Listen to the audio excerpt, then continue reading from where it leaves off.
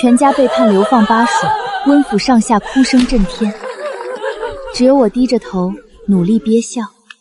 巴蜀，我上辈子都是那里的人，这不是送我回家吗？温叔年，你父亲温昭远任户部侍郎期间，贪没赈灾银两30万两，证据确凿。即日起，温家满门褫夺官职，流放巴蜀，永世不得返京。老爷啊，我们温家冤枉啊！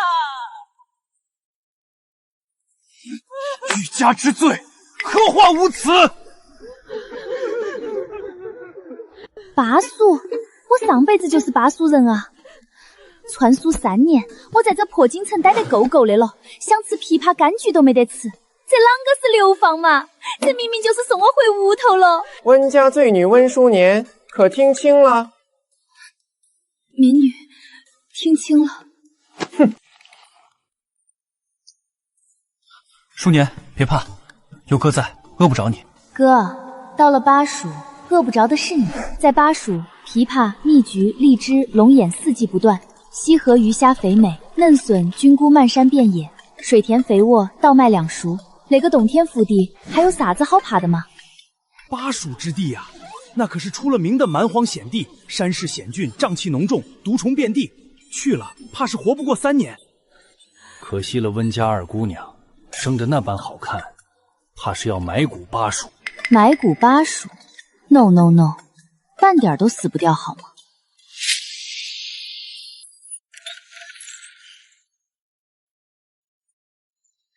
川叔3年攒下的家当全在这儿了，番薯、辣椒、花生这3样东西在京城没人认识，但到了巴蜀，那就是金山银山。温锦瑶，你费尽心机伪造证据害我温家，以为流放巴蜀就能让我们生不如死，多谢了，真是发自肺腑的感谢你。巴蜀，我来了。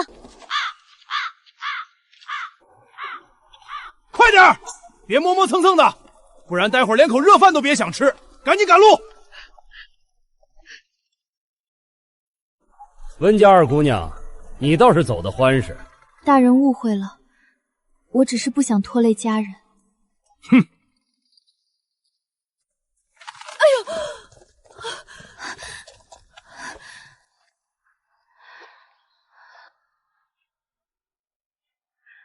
淑年，都是娘没用，让你受苦了。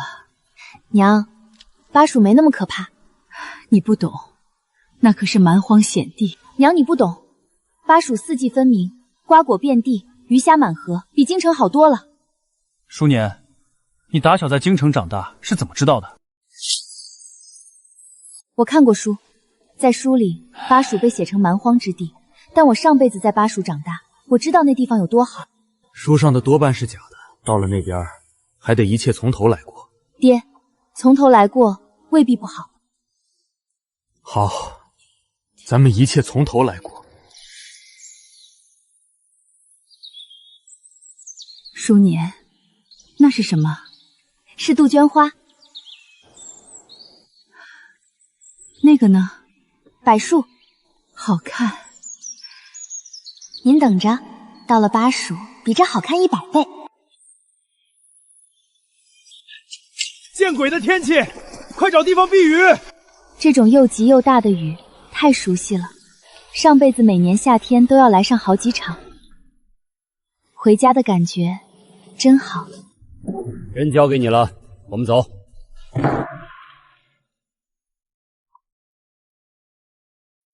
温家二姑娘，保重。他那个眼神是觉得我在这蛮荒之地活不了多久吧？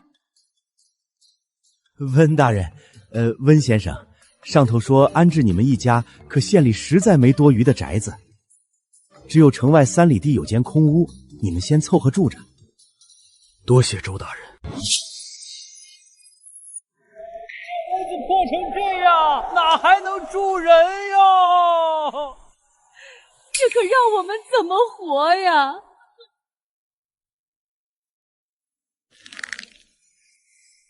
欺人太甚！土房修修就能住，这后院少说有3亩地，土质黝黑松软，门前小溪水清见底，屋后还有一片竹林，好地方，挺好的。淑年，你说什么？我说挺好的，这地肥，种什么长什么。门前有水，不愁灌溉。竹林里肯定还有春笋野菌，咱们的饭有着落了。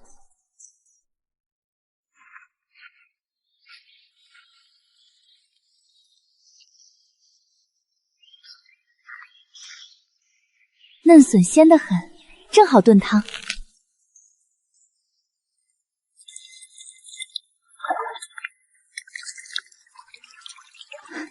来了，这下有口福了。鲜笋配鱼汤，正好给爹娘补身子。淑年，你从哪儿弄来的鱼？我的老天爷！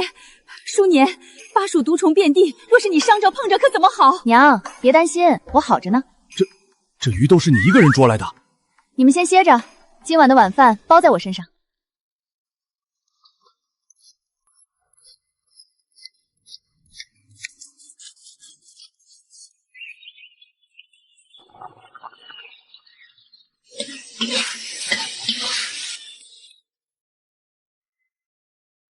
爹，尝尝。鲜，太鲜了！淑年，你什么时候学的这些？天生的。上辈子我就是巴蜀农村出来的，砍柴种地做饭样样拿手。穿书到京城那3年，才是我人生中最不自在的日子。也许淑年说的对，从头来过未必不好。番薯种这边，辣椒种那边，花生种西边，另外再开几块地种田字。巴蜀的田字熬出的红糖可比白银还金贵。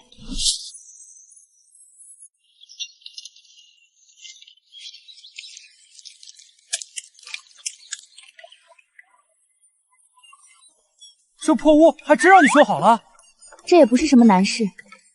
淑年，你是不是被什么东西附身了？娘，我只是想让咱们住得舒服点儿。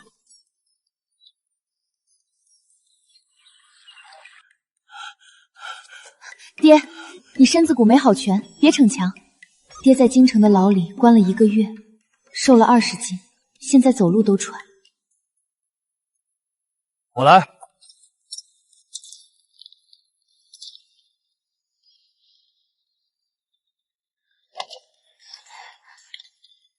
淑年，这块地要种什么？这个。这是啥？番薯，种下去3个月，1亩地就能收2000斤。2000斤？蒸着吃、烤着吃、煮粥吃都行，还能做粉条。我妹妹怕不是活神仙。福伯，这2条鱼是我刚从溪里摸的，跟您换1捆田簪苗，成吗？梅娃子，你是京城来的吗？对头，大爷。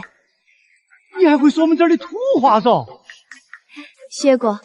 来，拿起去尝下嘛，甜得遭不住。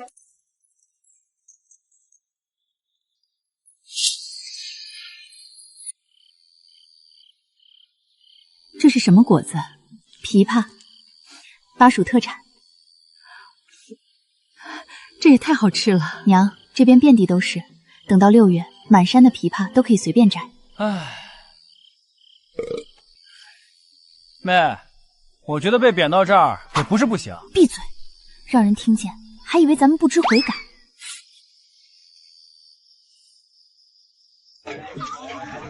城外头温家那个流放来的二姑娘，种了好几亩地，天天在溪沟头捞鱼，活得巴适得板。哎，不是说她是京城来的大小姐的吗？还会种地？人家不单会种地，还会摆龙门阵说土话。福伯讲他地道惨喽。大人，外头现在都在传，说城外温家那个流放来的二姑娘，每天种地捞鱼，这日子过得比一般百姓还要滋润。岂有此理！一家子流放的重犯，活得比百姓还自在。这要是传出去，本官的脸往哪儿搁？你亲自去一趟，给我好好查查这温家，看他们到底在搞什么名堂。是，大人息怒，学生这就去查。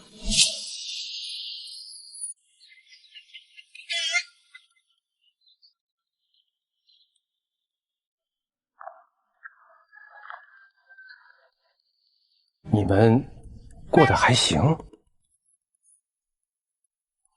托县令大人的福，还活着。这凉茶也是你煮的？菊花茶加金银花，清热祛湿，巴蜀是热气，多喝点好。好喝，比县城茶铺的都好。温姑娘，你们安分守己就好，有什么难处跟县衙说一声。多谢师爷。妹，你是不是在收买人心？不是收买，是搞好关系。有区别吗？有，收买要花钱，搞好关系只要花凉茶。梅娃子，你来种的是啥子哦？番薯，能吃不？等熟了，请你们告一排。我才不信喽，怕是光长藤藤不长果。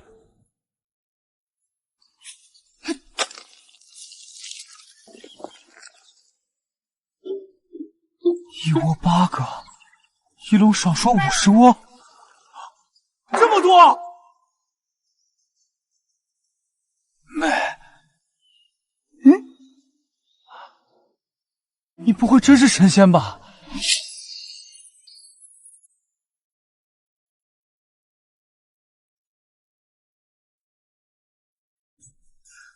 梅娃子，你那个东西硬是能亩产2000斤吗？福伯，你个人看噻。3亩地起了6000多斤，硬是大丰收喽！天老爷嘞！大爷，那个东西金干金老，哪个地头都长得起，你要不要搞一下？梅娃子，你硬是活菩萨下凡喽！福伯莫啷个，我就是想让大家伙儿都有口饱饭吃。妹，外头都在传，说流放的温家二小姐种出了亩产2000斤的神物。传开了正好，我还打算手把手教他们怎么种。那你教他们要收钱财吗？一文不收，我就是想让大家都能吃饱饭。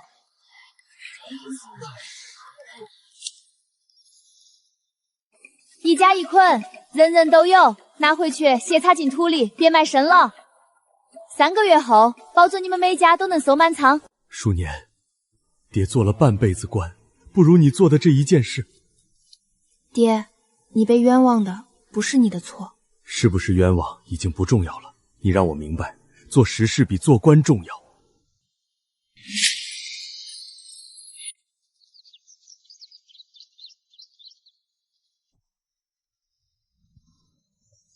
温二姑娘，你这番薯可还有多余的种苗？有，大人想推广。本县辖下6万百姓，半数靠天吃饭，若这番薯真能亩产2000斤，大人放心，我教。多谢温二姑娘，我们这地方穷，这2石白米和布匹还请收下。妹，你这是拿捏了整个黔州县啊！这才刚刚开始，辣椒也快熟了。巴蜀人嗜辣，但这个时代的辣椒还没传进来。等我的辣椒一出，那才是真正的金矿。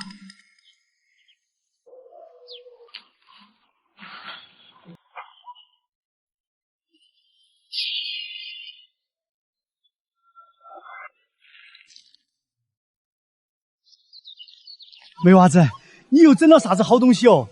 来，尝下辣子鸡。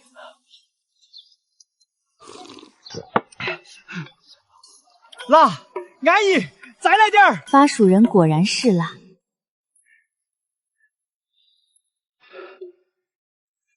梅娃子，这个红彤彤的东西叫啥子？辣椒。卖不卖？卖，但不是卖给你。为啥子不卖给我嘛？我可以给你种子，你自己种，不过你得帮我个忙。啥子忙？你说，上刀山下火海都没问题。我想在县城开个铺子，你帮我问问有没有合适的铺面。包在我身上，我亲戚在县城有间空铺面，位置好，租给你绝对便宜。温姑娘，这铺子看着破旧，但胜在租金低廉，1月仅500文，比正街铺面便宜70%。妹，这地方不行，正街才是做生意的地方，这里尽是码头苦力，舍不得消费啊。就租这间。你怎么这么冲动？这地方地段差，根本做不起来生意。这里不是地段差，是之前店家找错了客源，正街客官瞧不上市井小吃，而码头苦令出力辛苦，就爱吃够味管饱、祛湿解腻的吃食。咱们的东西刚好对症，门前这片空地能搭灶台，能摆长凳，远比正街的小店宽敞好用。姑娘眼光独到，那咱们即刻立租赁契约。我租半年。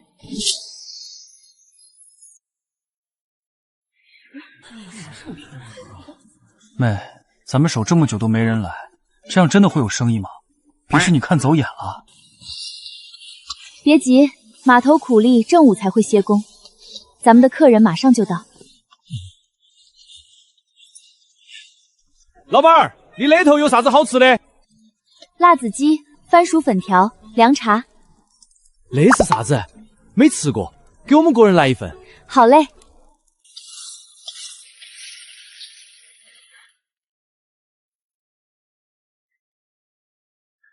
客官，慢用。太够味了！刚刚中午吃那个，浑身都松火。这粉条软糯，配上凉茶，刚好解辣。老板儿，味道硬是巴适惨了。我们码头还有一大帮兄弟，回头我全部喊过来照顾你生意。多谢几位捧场，欢迎常来。昨天听别个摆起，今天专门跑起来排队。那个粉条口感独一份，吃过一回就再也忘不脱。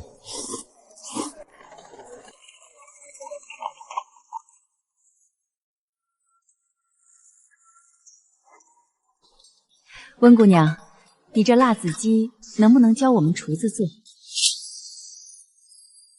夫人想要10方，1份5两银子。5两，未免有些贵了吧？不贵，您尝一口就知道。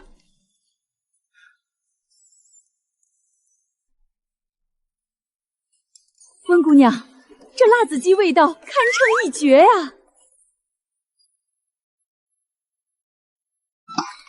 这是10两银子，辣子鸡和凉茶的10方我都要了。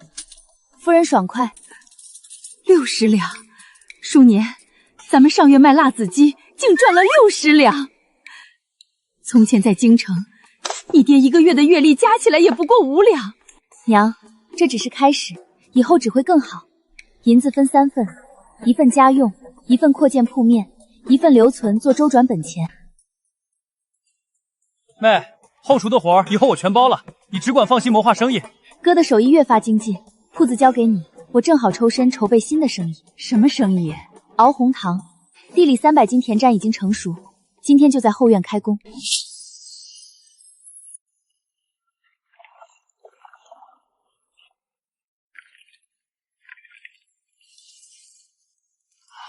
太香了，火候够了。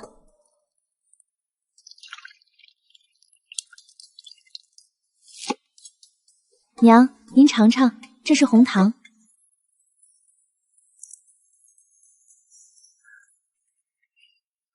这是糖，红糖，补血养气。在京城，1两糖要5两银子，现在我女儿竟然做出来了。娘，以后我还要开红糖铺，把咱们家的红糖卖到京城。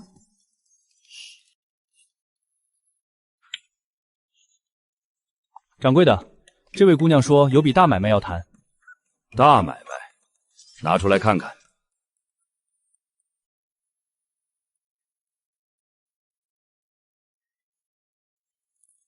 极品啊！姑娘，这红糖你要卖多少？2两银子1斤。贵了。掌柜的，京城的白糖1斤10两，我这红糖比白糖养人，2两银子便宜得很。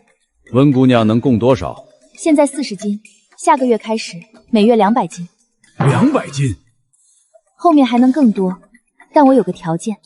说。我可以独家供货，福源商行包销，但你得帮我打通渝州府的渠道。温姑娘，你真是流放来的？是，有问题吗？没有，成交。福伯，我打算扩建糖坊，甘蔗田要人照料，想请你带着3个儿子过来做工。那种待遇哪点去找哦？我们村头10几户乡亲全都愿意跟到你干。那再好不过，人多甘蔗才能赶得上收成。没娃子，往年地头收成薄得很，睡一觉，有些人家连饭都吃不饱哦。如今有你那份活路，硬是给大家伙指了条生路啊！咱们互相帮衬，日子都会慢慢好起来的。大家麻利干活！温姑娘给的工钱比城里高出2成，都不许偷懒儿。父伯放心，温姑娘帮咱们种番薯建堂房，是咱们的恩人，咱们不会偷懒儿。叔年，爹读了半辈子圣贤书，却远不及你，你比爹有出息。爹，你要是没被冤枉，我也没机会来巴蜀。我竟不知我温家还有这样自力更生的时候。其实爹被冤枉这件事，我一直记着。等我站稳脚跟，一定要查清30万两赈灾银的下落，揪出幕后之人。3个月后，温家在黔州县彻底站稳了，铺子扩成了2间，糖坊月产500斤红糖，番薯种植也推广到了周边3个村。温姑娘真是咱们巴蜀的福星，教耕种、开作坊，村里人再也不用挨饿。温姑娘、温大人，些许薄礼略表心意，日后家中有难处，尽管告知县衙。劳烦大人费心。总算过上安稳日子了。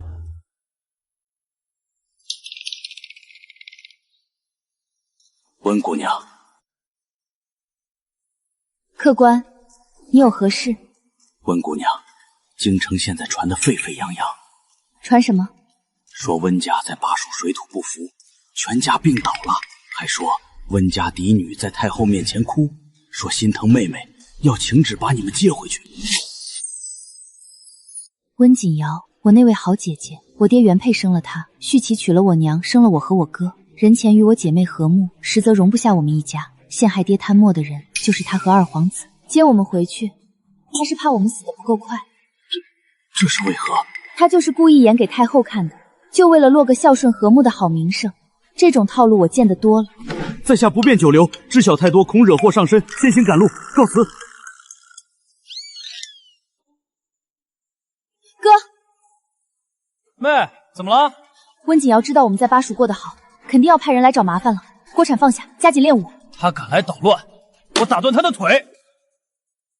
妹，别担心，我这就去练武。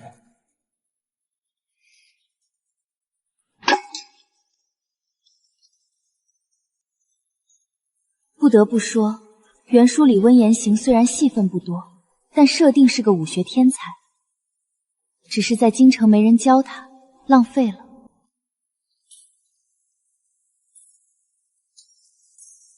父辈，我想给我哥找个学武的师傅。你在乡坝头这么多年，认不认得啥子退隐的武师，能教他正经拳脚的？这是赶巧，深山老林头住着一位老师傅，早年间是走镖的武人，功夫扎实得很，早就归隐了。我跟他有旧交，等会儿我就去帮你说道说道。那个樱桃给你，泸州那边拉过来的新鲜货。那是啥子果子哦？看起来面生得很。樱桃。樱桃。没想我福爸这辈子还能吃到那个金贵的果子。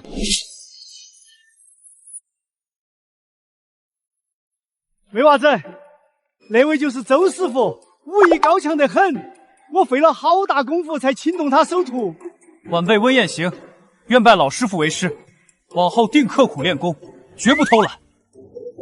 天生好故乡，是块习武的璞玉，今日就从扎马步开始。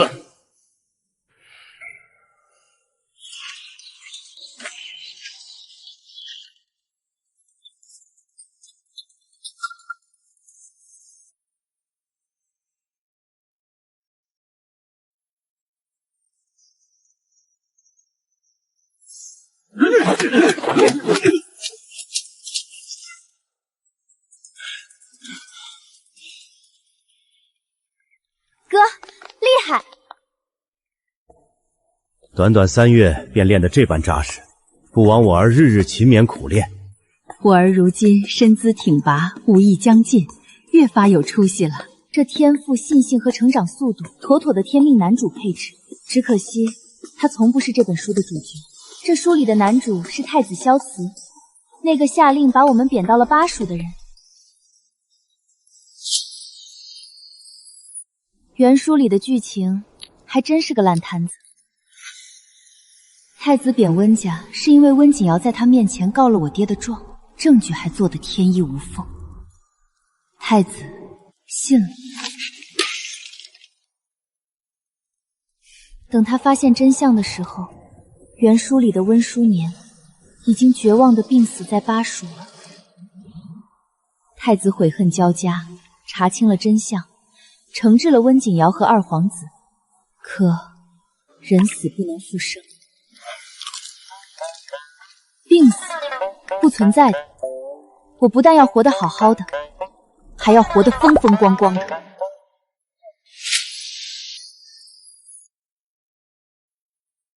这是什么破败地方，满是秽味儿。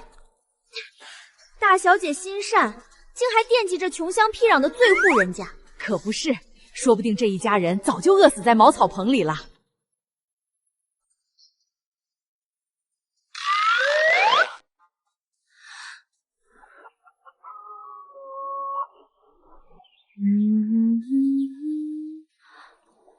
这就是温家流放的住处。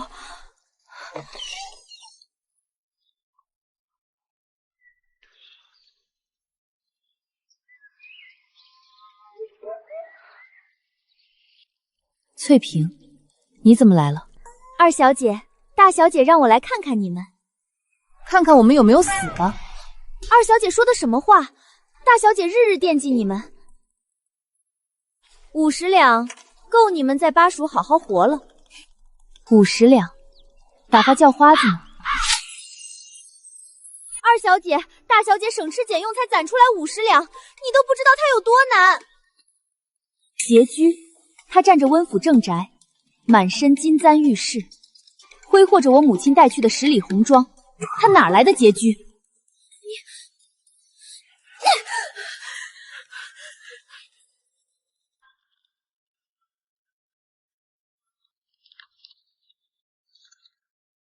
温景瑶怎么可能为了送50两银子奔波千里来巴蜀？这点小钱，才不值当他大费周章，肯定有猫腻。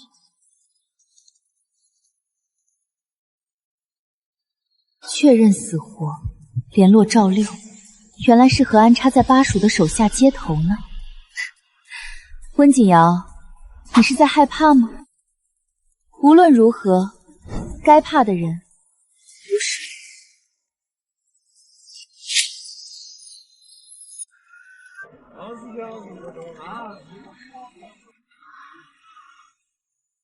大哥，这家铺子卖什么？老板是什么来头？姑娘外地来的，这是温记，火得不得了。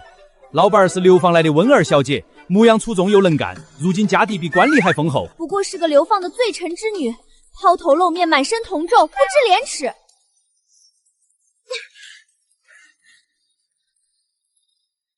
他回京必会告知温景瑶，温家不但没有穷困潦倒，反而活得比以前还滋润。我等着温景瑶的下一步棋，希望他别让我等太久。温姑娘，大事不好了！京城下旨，巴蜀加收特产税、糖茶药材，通通加征3成。我知晓了。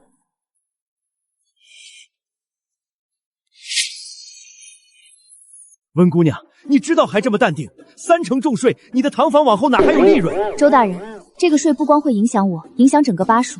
您觉得渝州知府会坐视不理？你的意思是？您去联合周边各县联名上奏，就说这种税不合组织。可是，这道政令是二皇子牵头的。二皇子萧景是温景瑶背后的靠山，也是原书里的反派头子。二皇子再大，大得过朝廷法度。行，我即刻回府写折子。为什么突然加征3成税？这分明是要断我们商人的活路！我那几万斤红糖要是交了这税，本钱都捞不回来。就是啊，我的茶叶、他的药材全都在这加税的名录里。真要这么交，咱们全得喝西北风，绝不能让他们得逞。咱们整个巴蜀的商户必须联合起来，一起罢市停工，去找各府的知府大人施压。对，一旦咱们联合起来反对，朝廷的压力就大了，咱们就逼知府大人上折子抗议。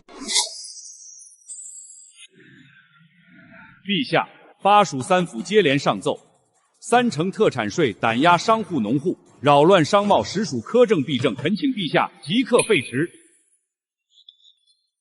此税为充盈国库，补贴地方，合规合理。地方商家肆意罢市，实属蔑视皇权。百商联动罢市，地方商贸停滞，民生动荡，为敛财搅动一方安稳，绝非治国之道。不过是商户一时哗然，稍加镇压便可平息，无需废除新政。赋税之道，贵在安民。一税引得庶府动荡，百商罢市，万民怨怼，已然得不偿失。此特产税师出无名，扰民生事，臣恳请陛下即刻驳回废止。准奏，废止巴蜀特产税。痛快！哈哈，温姑娘，真让你说准了，朝廷已然驳回巴蜀特产税。是谁驳回的？是太子殿下。太子当庭一锤定音，斥责二皇子苛政扰民。皇上下旨此税永不复议。温姑娘啊，你一个流放的罪臣之女，硬是搅动了半个朝堂。大人过誉了，我只是不想多交税。太子亲自出手驳回税令，看来他已然留意巴蜀，盯上黔州了。温二姑娘，你是？东宫主簿沈月，太子殿下让我来巴蜀巡查特产税一事的后续。看来巴蜀的日子没有温大小姐说的那么苦。温大小姐？温锦瑶。她在太子面前哭了3次，说你们一家在巴蜀生不如死。沈属不觉得呢？凉茶尚可。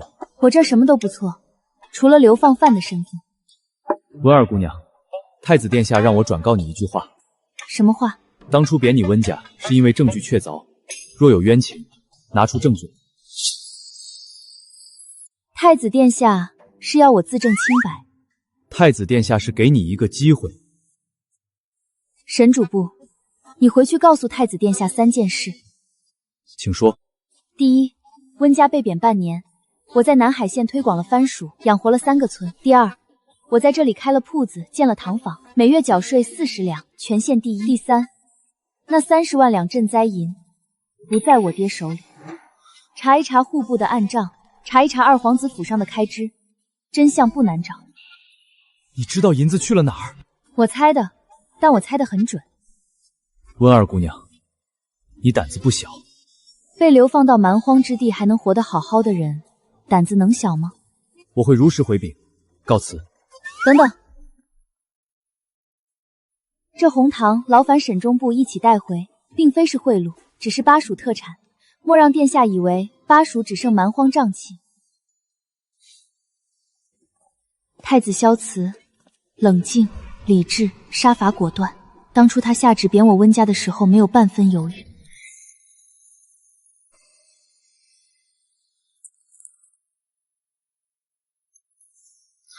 不过他不算是个坏人，只是被骗了。现在我把真相递到了他手边，他看不看查不查那是他的事，我该做的是把日子过好。2位的辣子鸡请慢用。这温馨的味道真是一绝。哎呦，我的肚子好痛！啊！你怎么了？哎呦，哎呦！这是怎么了？也行，快叫大夫！哥，保留所有剩余食材，锅底原样。瞳孔正常，无抽搐，仅腹痛腹泻，并非剧毒。娘，安抚好客人，把病号送去城中医馆，一切的药钱和赔偿均由我们温家买单。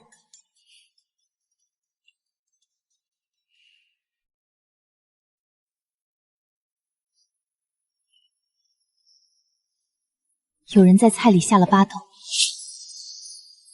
巴豆？谁这般阴毒？难道是温锦瑶的人在搞鬼？大概率是他。今早谁靠近过后厨灶台？今早开门前，我去了一趟茅房，空了半炷香的空档，回来并未看到生人。半炷香足够下手，此事暂且不要声张。王婶儿，今早有没有生人在我铺子附近转悠？有啊，一个矮个子穿灰衣裳的男人鬼鬼祟祟的往李家灶台那边飘了好几回。他往哪边走了？往东边码头方向去了。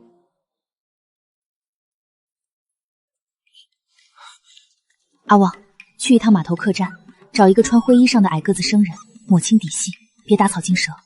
姑娘放心，交给我。温姑娘，找到了，那人住码头客栈，登记的名字叫李四。是哪里人？他一口京腔，绝对是京城来的。锦瑶，你的第二招果然来了。不过，既然你敢伸爪子，我就敢给你剁了。阿旺，给我继续盯着他，看他跟谁接头，一点蛛丝马迹都别放过。好嘞。这可怎么好？这都2天了，连个买茶水的人都没有。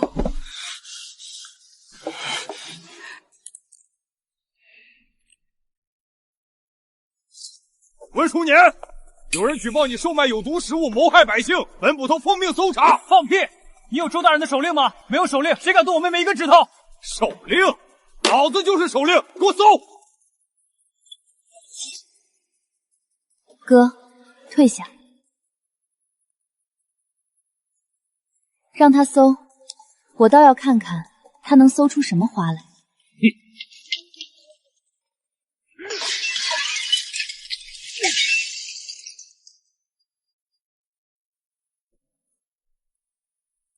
人赃并获，大家看清楚了，这是巴豆粉。文书年，你还有什么话可说？赵捕头，这包巴豆粉是你刚才自己揣进来的吧？你血口喷人，死到临头还敢嘴硬！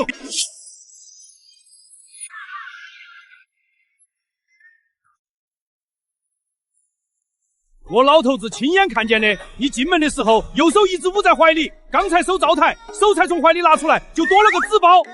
对，我也看见了，你弯腰的时候，纸包差点从袖口掉出来，你还赶紧往里塞了塞。赵捕头，杨某做生意几十年，见过不少栽赃的，但像你这么拙劣的，还真是头一回见。你们这群刁民，居然敢合伙诬陷朝廷命官！朝廷命官，你好大的口气！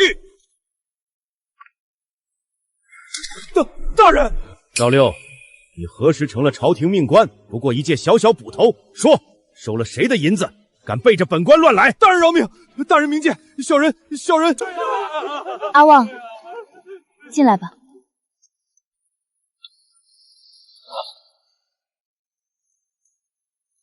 大人，这是赵六藏在自家后院枣树下的银子，足足100两，还有这张纸条。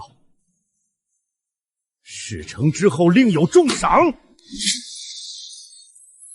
赵六，你真是长本事了。来人，将赵六拿下，打入大牢。大人饶命！我招是京城的人指使我，那个姓李的。姓李的在哪儿？住在码头客栈。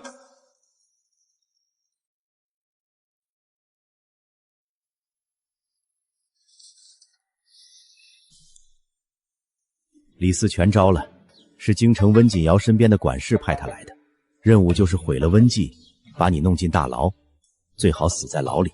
温姑娘，这份供词你打算怎么处置？劳烦大人派人快马加鞭，将此供词转交东宫审阅主簿。东宫？你确定？直接送到太子面前？既然有人偏爱暗处算计，我便将事情摊开，让太子殿下好好看看这出戏。姑娘高明。风波既然平了，我们就干票大的。哥，我决定扩建唐府，规模翻3倍，月产从500斤涨到1500斤。妹，你疯了？你哪来这么多银子啊？杨掌柜投资的，他出500两，占堂房30%股。杨掌柜，你想不想把红糖卖到京城去？京城？京城糖价是巴蜀的5倍，此地红糖1斤售价2两，入京城可卖10两。那运费如何算？走水路，巴蜀至金陵，再转运京城，全程冲畅，1斤运费不足1两。1斤赚7两，月产1500斤，月利过万两，大好的买卖呀！温姑娘，你是认真的？我何时做事不认真？我愿出500两，支持姑娘做生意，不够我再添。银两足够，但我有一个条件。你说。京城铺面绝不挂温家名头，全程用你福源商行的名头经营。为何？放着好名声不要？我们温家现在是流放罪臣的身份，名字一旦亮出来，京城的达官贵人为了避嫌，谁敢买，生意就别想做了。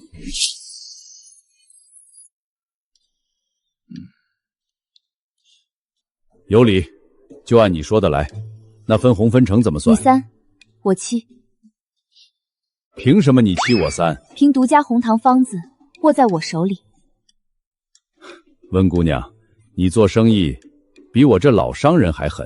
过奖。等红糖在京城卖疯了，就会有人追查来源，到时候温锦瑶会气急败坏，二皇子会坐不住，而太子也会更清楚地看到温家的价值。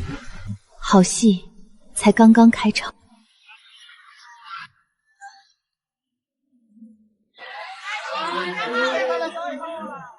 还有红糖吗？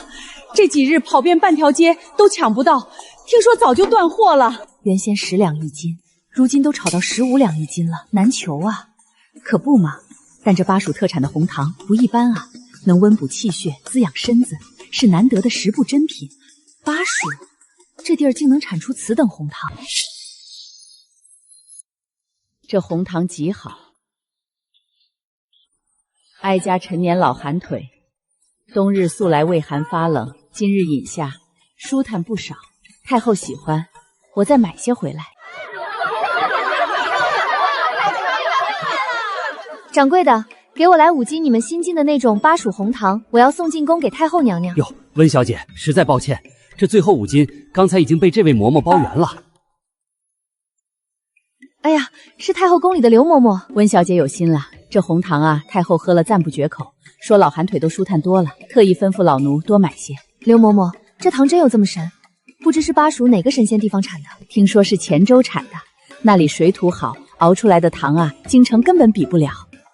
黔州？那不是流放温淑年那个贱人的穷乡僻壤吗？原来是黔州啊！嬷嬷慢走。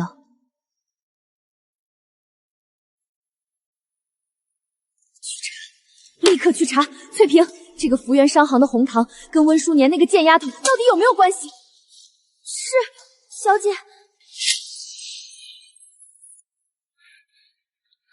小姐，查到了，这红糖确实产自黔州，但糖厂东家叫杨福元，没查到温二姑娘的名字。杨福元绝对是障眼法，那个贱丫头怎么可能安分等死，票皇子府？告诉二殿下，温淑年在巴蜀不老实，让他派人去查查。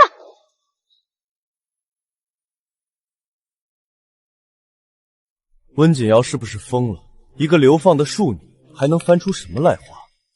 没有真凭实据的事，少拿来烦本王。滚回去！是。殿下，温小姐的直觉恐怕没错。哦，钱先生何出此言？属下刚从渝州府回来，途经巴蜀，黔州有位温姓女子，推广番薯救活灾民，又熬制红糖兴业，深得民心，被百姓奉为活菩萨，收拢民心，聚敛财富，这可不是一个罪臣之女该干的事。前锋，你亲自前往巴蜀彻查，抹清温家所有动向，查清他们到底在谋划什么。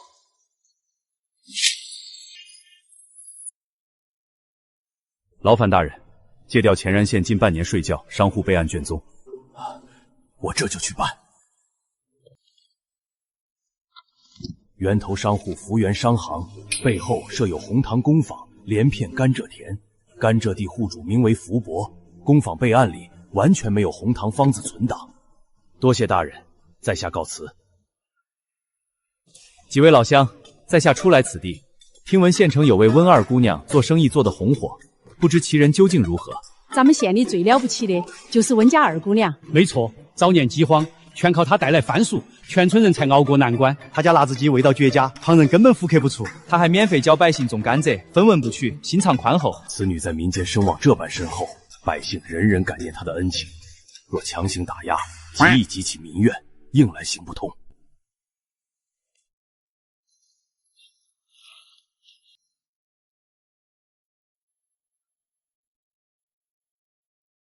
温二姑娘，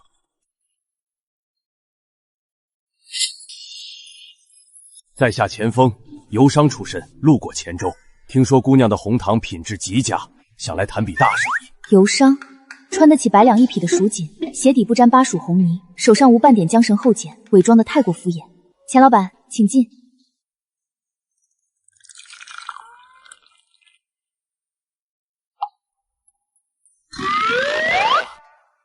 温姑娘的红糖在京城卖15两1斤，供不应求。我家主子财力雄厚，想买下红糖的方子，价钱姑娘随便开。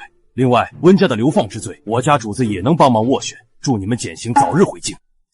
您背后的主子是谁？不如直说吧。姑娘不必问是谁，只说答不答应。攀上这棵大树，温家可在巴蜀横行无碍。不答应。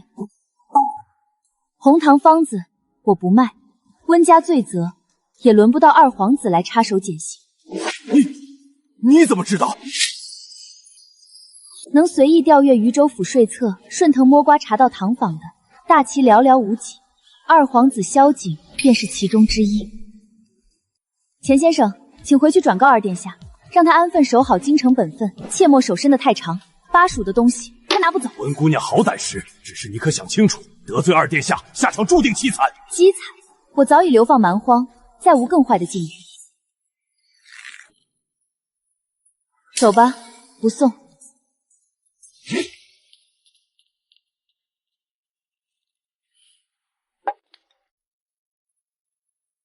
今日二皇子幕僚钱锋来了一趟，定是查到我们了。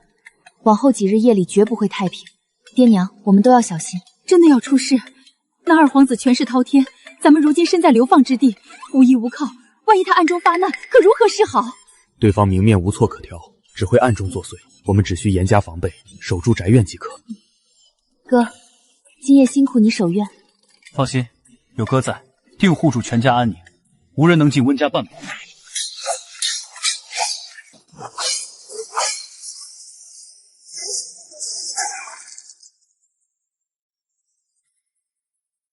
已经是今夜的第3波了。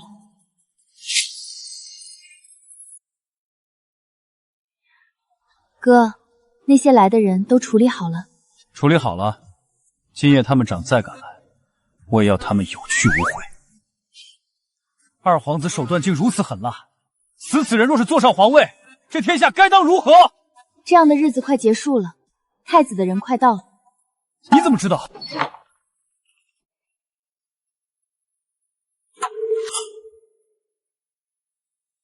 温姑娘，殿下看过你递交的供词，已派人核查户部案账。当年30万赈灾银，10万两余泼妇钱遭隔留，钱款流向，直指二皇子。果然一切走势皆在我的预料之中。看来今日以后二皇子要自身难保。对了，太子殿下让我问你，你想不想回京城？现在不想。不想？你不是被冤枉的吗？若是冤案平反，你父亲便可官复原职，你们全家就能重回京城权贵之列。被冤枉的是我爹，不是我。我在巴蜀过得挺好的。可是，沈主簿，京城有什么好的？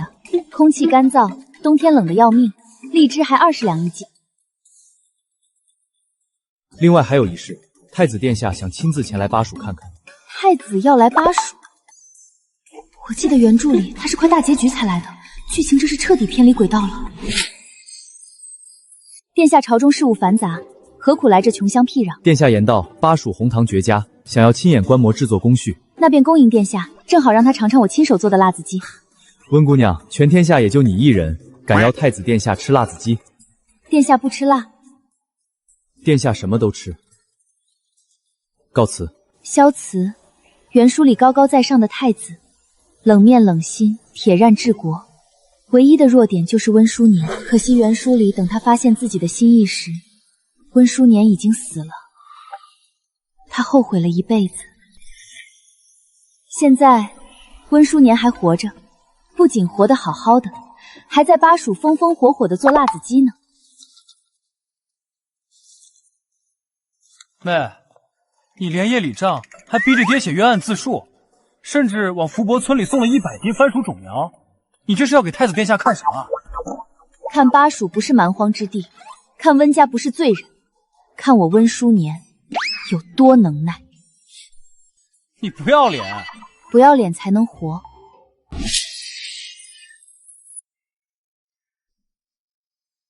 戏女温淑年，祈愿家人无病无恙，岁岁平安。尽撤萧辞，祈愿海晏寒清，天下太平。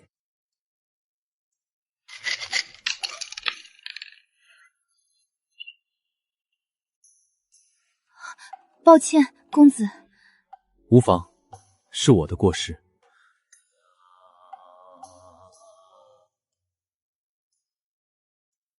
死生往复，两世同期，两心牵绊，方定乾坤。儿臣恳请父皇撤回加征农赋令，不体恤百姓，何以安天下？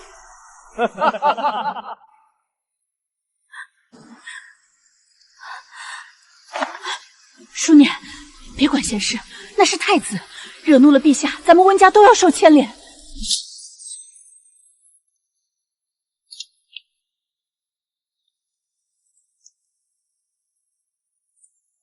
人人都避孤畏孤，你为何不避？你不怕牵连？可我怜殿下高处不胜寒，怜殿下孤苦无依，殿下所做之事都是心系天下。淑年，为何要畏惧？我为什么会做这个梦？世僧往复，两世同期。苏年，起了没？天都大亮了，该去县城铺子了。今天还有几百斤红糖要出货呢。起了，马上来。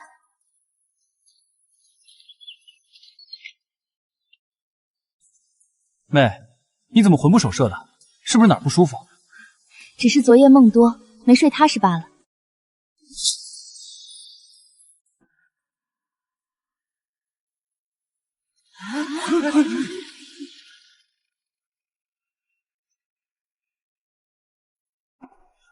温姑娘，公子喝茶。你倒是冷静。公子既然来了，想必已经把我的底细查得一清二楚了。听说你的辣子鸡天下绝伦，是不错，就是巴蜀的辣子极烈。公子金尊玉贵，能吃吗？试试。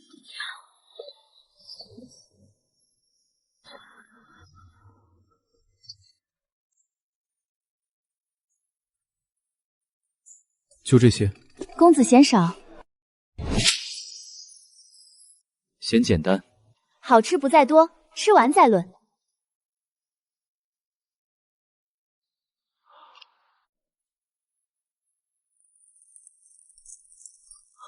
完了，殿下饮食向来清淡克制，从不碰辛辣刺激之物，这女人简直是在投毒。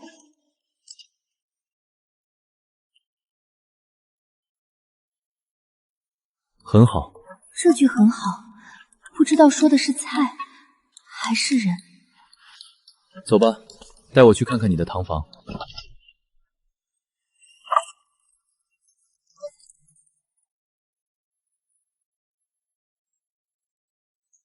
这个工艺是你研究出来的？家传。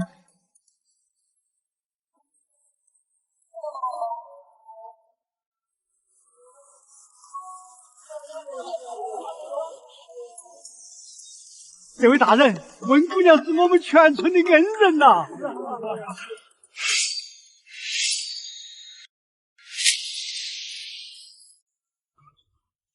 剑怎么能对着百姓？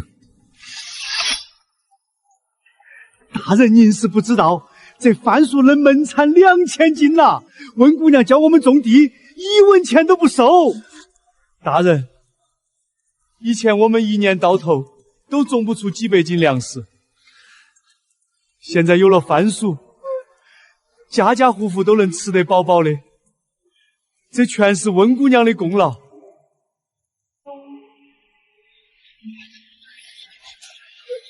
温淑年，在。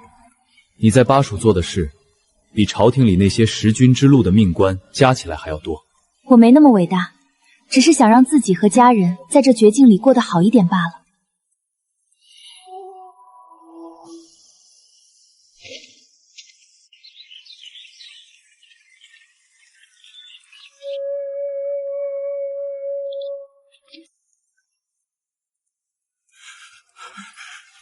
温大人，你在户部所受冤屈，孤早已暗中彻查。孤向你保证，大齐律法绝不冤枉好人，也绝不姑息奸逆毒瘤。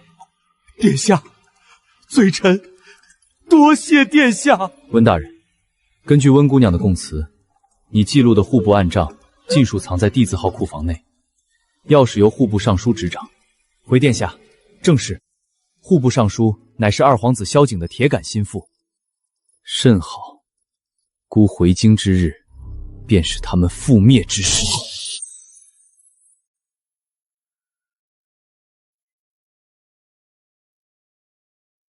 温淑年，在。你想不想随我回京城？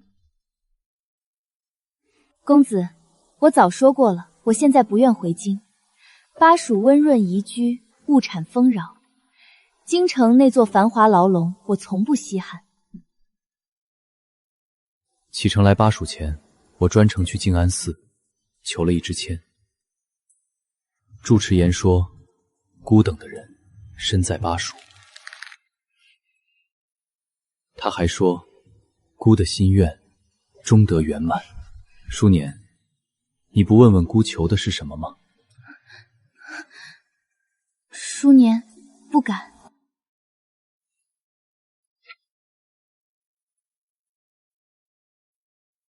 温姑娘，殿下生性高傲，平生从不对人二度发问，你务必好好掂量今日所言。萧慈，你是未来的帝王，锦衣玉食，尊贵无比。可我更愿待在巴蜀，过我的潇洒日子。阿旺，去地里叫人，田册第2茬该收了。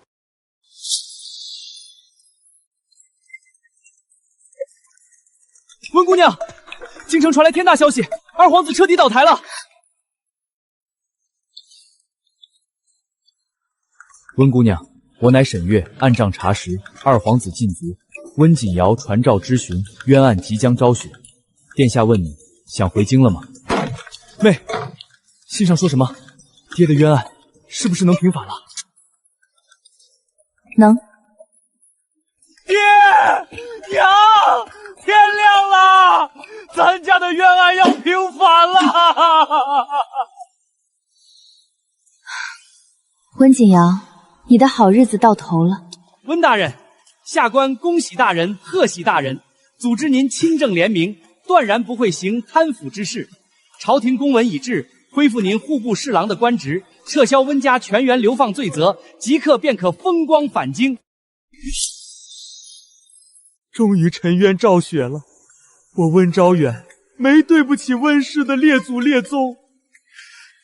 往后我们又能挺直腰了，我们再也不是罪臣了。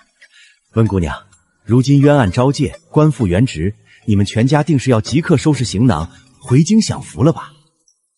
回，但我不急。为啥，小姑奶奶？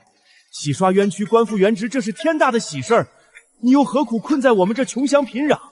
因为我第3扎田岔还有1个月才能收割完毕，甘蔗没收，糖坊账目产业未曾交接妥当，我哪儿也不去。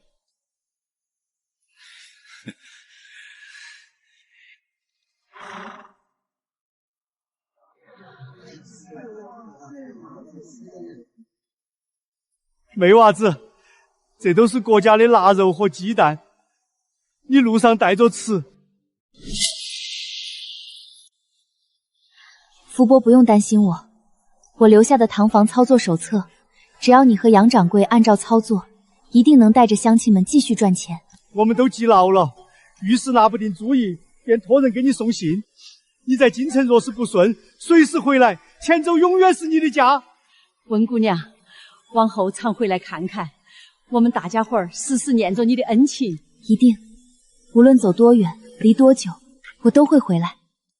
妹，该启程了，再耽搁入夜前赶不到驿站。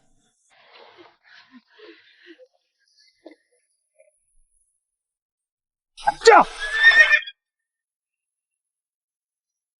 巴蜀是我的故土，也是我的根，我一定会回来的。妹，舍不得，爹已经官复原职，咱们家也重回京城权贵之列，往后都是好日子。你不懂。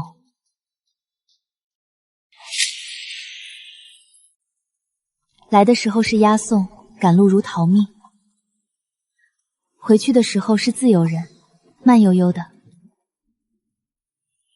爹的身体也在巴蜀养好了，一路上精神都不错。淑年，这北方的面条怎么没味道？娘，习惯了巴蜀的口味，什么都觉得淡。到了京城，你给娘做辣子鸡。行。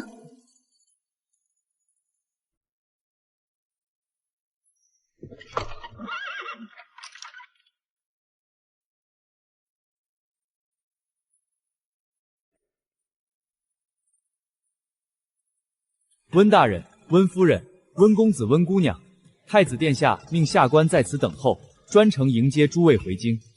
有劳沈大人亲自相迎，殿下隆恩，臣万死难报。大人客气，温姑娘，请登此车歇息。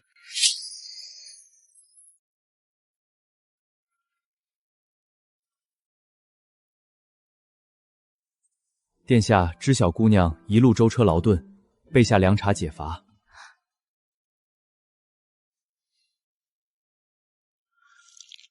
这凉茶和巴蜀的一样，他倒是体贴，可当年下令流放温家的旧账，也没那么容易一笔勾销。爹，明日您去吏部报到，尽快敲定官复原职事宜，切勿拖延。好。哥，明天你去京城最大的商行打听行情，红糖在京城的最新价格，谁在卖，谁在买，我都要知道。没问题，包在我身上。娘，明日您去找温锦瑶。找他？去找他做什么？要回你的嫁妆。可是我听说他被太后传召了，怕是不会见我。他被传召了更好，说明他现在心虚。你去了，他不敢不见。他要是不还呢？不还便直接前往大理寺击鼓告状，嫁状有清单，有文书，铁证如山。好，娘明日就去。温大人，所有手续已办妥，您收好文书。温兄，一别数载，你总算沉冤得雪。实不相瞒，户部侍郎之位上月已由内阁指派补任，吏部给你定了同级闲职，清贵却无实权，委实委屈。你当年可是户部最得力的侍郎，李兄多虑了，能洗清冤屈，重归朝堂，已是天大万幸。有官身立足便足够了，权位高低无关紧要。温兄这份胸心心境，我远不能及。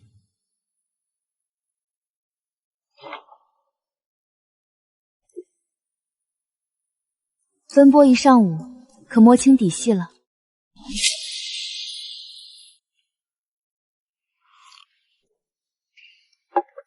我跑遍京城3大商行，众人说法一致，咱们福源红堂稳稳占据京城4成堂市，根基牢固。但麻烦紧随而至。二皇子倒台禁足后，有人暗中切断咱们的货运通路，哄抬白糖市价，刻意打压福源商行。幕后主事之人是谁？户部新任主事孙德才，原是二皇子心腹，如今改换文凭，暗中蛰伏，手段隐秘。孙德才，我记下了。母亲可去正宅找温锦瑶了？这会儿应该已经到了。夫人，去，把大小姐叫出来。母亲，您来了。锦瑶，废话少说，把我的嫁妆还回来。母亲说的什么嫁妆？都在库房里好好放着呢，谁动了？好啊，既然在库房，那就开库房，拿着清单，我一件一件对。母亲，这事儿不急，改天。今天，现在，立刻开。夫人，我们大小姐。开。给他开。清单上少了32件，金银首饰少了1半，丝绸布匹少了7成，还有我那套最贵重的红珊瑚头面，整套都不见了。锦瑶，东西呢？可能是下人手脚不干净，弄丢了。哪个下人？叫过来，我亲自审。已经发现手脚不干净，遣散了。锦瑶，你要是3天之内不把东西还齐，我就去大理寺告你。你想清楚了。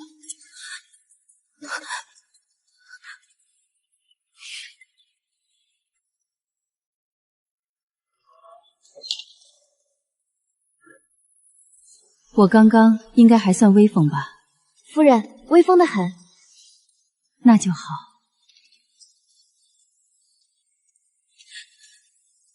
老爷，我今天当着下人的面狠狠凶了锦瑶一顿。做得对。可她毕竟是你的亲生女儿啊。他害我入狱，害全家流放，他不配做我的女儿。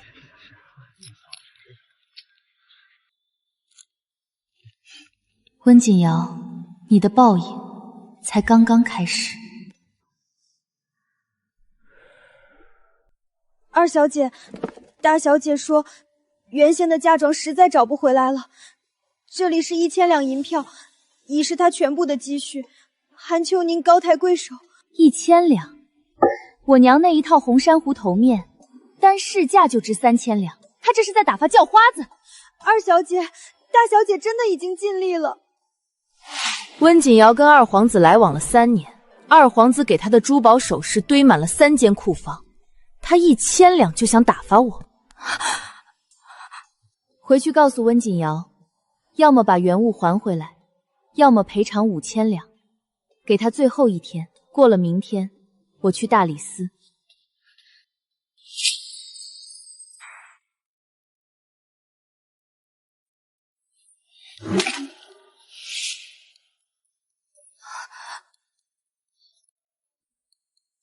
说吧，5000两拿得出来吗？淑年，我知道你恨我。恨？不至于。淑年，你不恨我？不恨，恨太费精力。我只是想拿回属于我们温家的东西。5000两，我拿不出来。那就把原物还回来。原物被我送人了。送谁了？二皇子的侧妃。温锦瑶，你拿着我娘的嫁妆去讨好二皇子的侧妃，你的脸呢？淑年，我也是没办法。二皇子现在被禁足，我要是不拉拢侧妃，就没有任何靠山了。这是你自己选的路。淑年，你就不能帮帮我吗？我们毕竟是姐妹啊。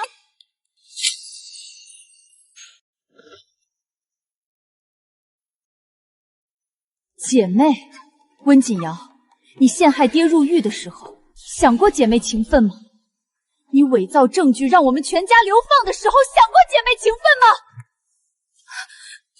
？5000两，明天之前送的，你送不出来，我就帮你跟大理寺说。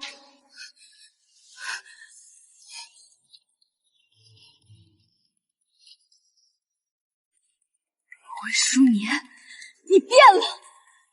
是你把我逼出来的。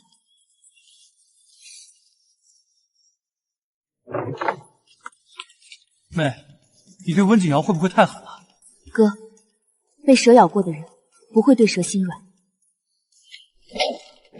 温小姐，5000两银票据已点起，信也一并送到，差事办妥，我先行告退。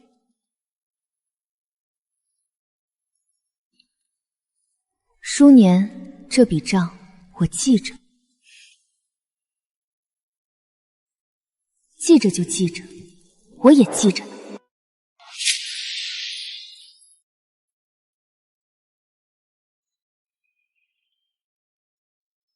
哥，5000两白银全数到账了，咱们温记能在京城开分部了。好，我明天一早就去盘门面。不用挨个巡，铺面位置就定在京城最大的那家白糖商铺正对面。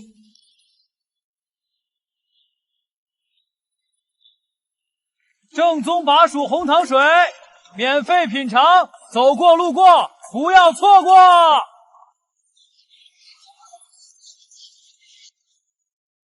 哎呦，这味道清甜醇厚，比对面白糖还好喝，给我称2斤。承蒙惠顾，5两1斤，同色无期。给我来8斤。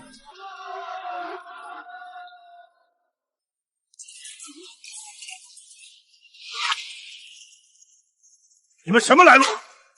可有正规商户文书？红糖品质何人担保？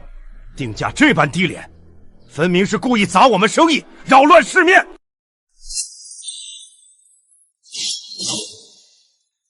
我店商户文书完备，红糖品质由福源商行全权担保，5两定价公道合理。掌柜若是不服，只管憋着。竟敢在京城撒野！这唐氏的规矩轮不到你们来破！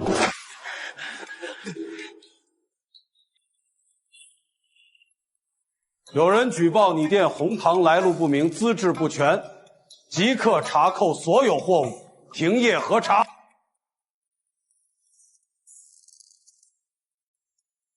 管事大人，请查验，文书一应俱全，件件合规，有据可疑。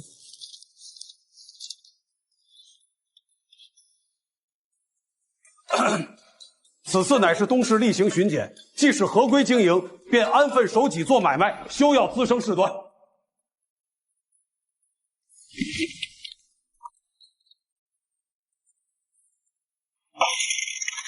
文书年，你可知你在与谁作对？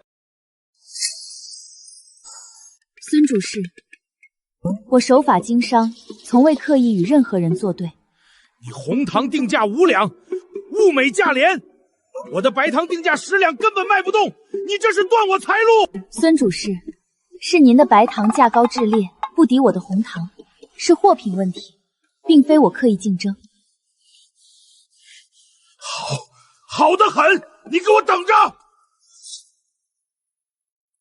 孙德才背靠二皇子残党，可二皇子大势已去，这群余孽不过秋后的蚂蚱，我只需等太子出手。好一个户部，各查赈灾银案，查出这么多中饱私囊的蛀虫。太子，给朕狠狠的查，彻彻底底的整顿朝纲。父皇息怒，儿臣已查明，户部新任主事孙德才借职务之便，暗中侵吞漕运经费整整8000两，铁证如山，请父皇定夺。孙德才又是老二的旧部，传朕旨意，即刻革去孙德才的职位，押入大理寺天牢，严加审问。儿臣遵旨。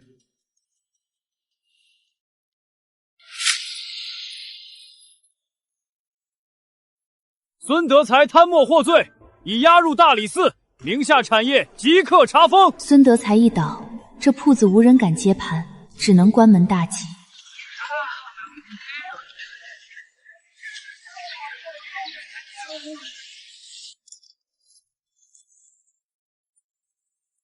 温记红糖，清甜不腻，熬水做点心都好用。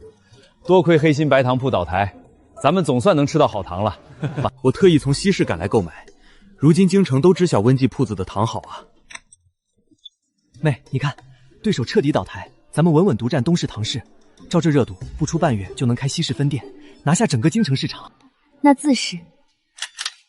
短短7日，萧慈借整顿户部之名除去孙德才，公办私事一举两得，行事滴水不漏，不留半分把柄。萧慈，这次你藏私心了。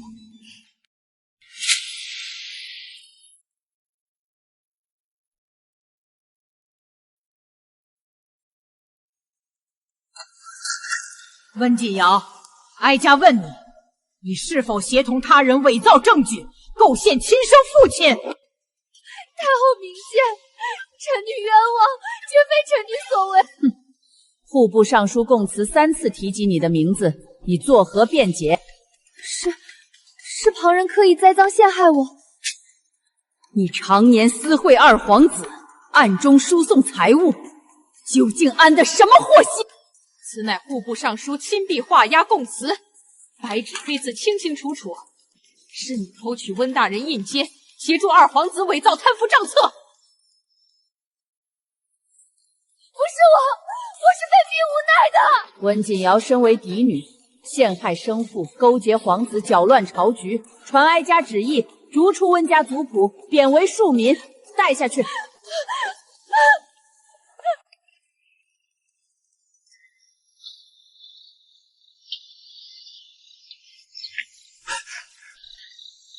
妹，天大喜事！温锦瑶被太后定罪，逐出族谱，贬为庶民，真是大快人心。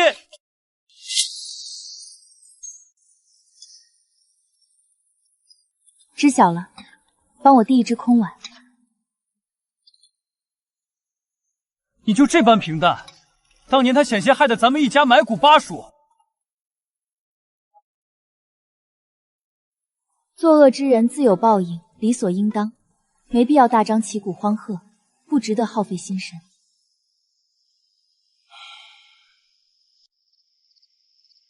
温姑娘，此物是东宫殿下命人快马加急送来的。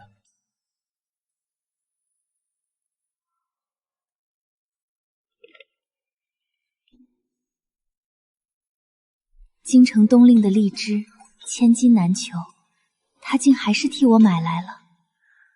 淑年，你曾说京城无鲜荔枝，孤便命人自巴蜀加急运送。我跟随殿下多年，殿下素来清冷克制，从不为私情费神，世家贵女皆不入他眼，唯独姑娘的话，他记挂至今。这般特意，属下还是头一回见。敢问姑娘对殿下作何想法？这荔枝不错。姑娘与殿下还真是如出一辙的性子。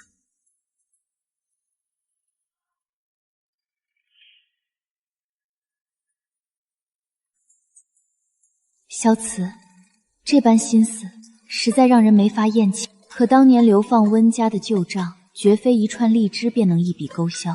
你下一步还有什么筹谋？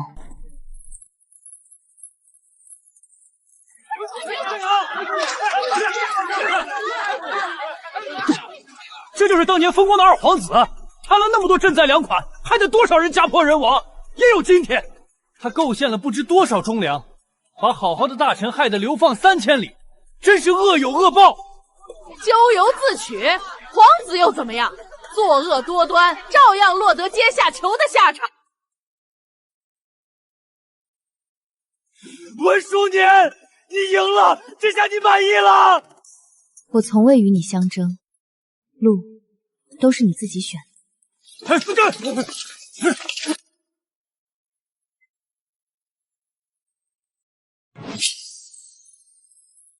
爹，您看看这个。连夜赶出来的？是，番薯巴蜀适种，产量比五谷树数倍，抗旱耐贫瘠，荒地也能种。它不该只用于巴蜀。你是想让我明日上朝，把这折子递给太子？正是。北地连年旱情，百姓常闹粮荒。若是朝廷能下旨在全国推广番薯，往后再遇灾年，百姓不至于食不果腹。好，利国利民的大事，爹明日一上朝便亲自递上去。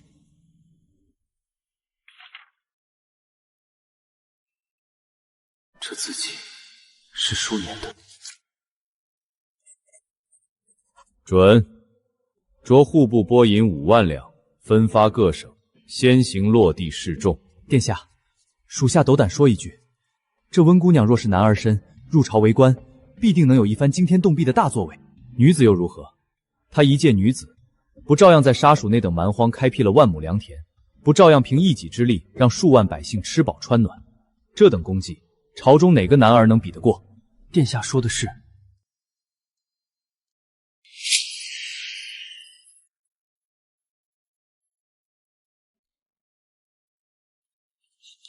温姑娘，天大喜事！你呈上的番薯奏折，殿下亲自御批通过了。户部拨银5万两，于各省设立示众试点。此奏折若为温二姑娘所写，其才不在朝臣之下。温姑娘，这行字是殿下亲笔写的。我看见了。你不高兴？高兴，但更高兴的是番薯能推广开。番薯姑娘，给我来2斤红糖。番薯姑娘，多亏了你，咱们今年冬天饿不着了。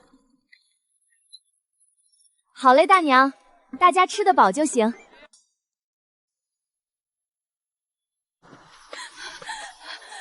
温景瑶被逐出族谱后无处可去，昔日巴结的贵女无一人肯收留她。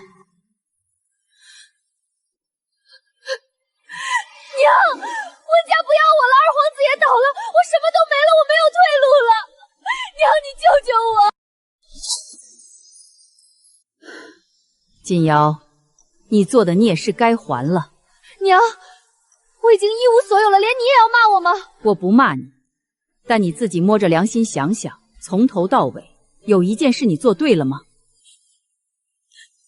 我收留你，但条件是换掉你这身绸缎，在庵堂里做粗活，每日抄经念佛，半步不得踏出这大门。娘，我答应你。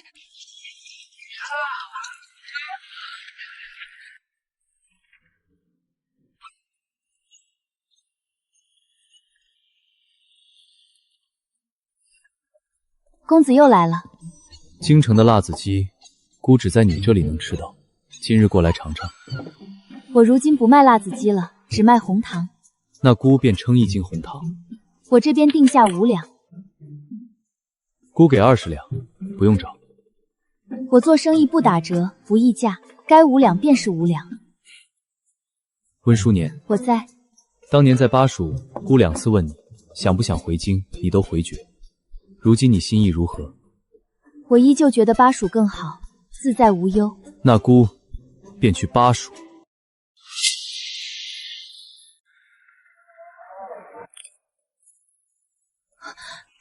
你是太子，你去不了巴蜀。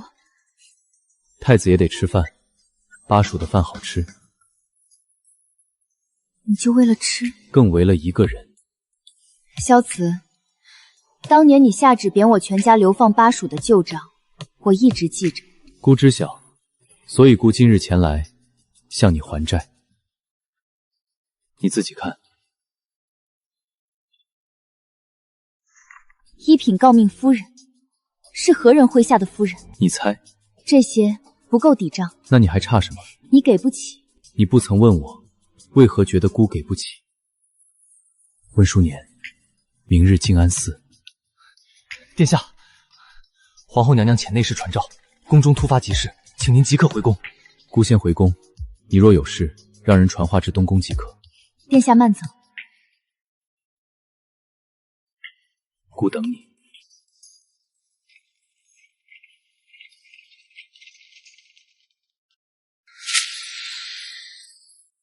你23了，东宫太子妃之位空悬3年，朝臣奏折堆积如山，这些都是世家嫡女，你挑一个。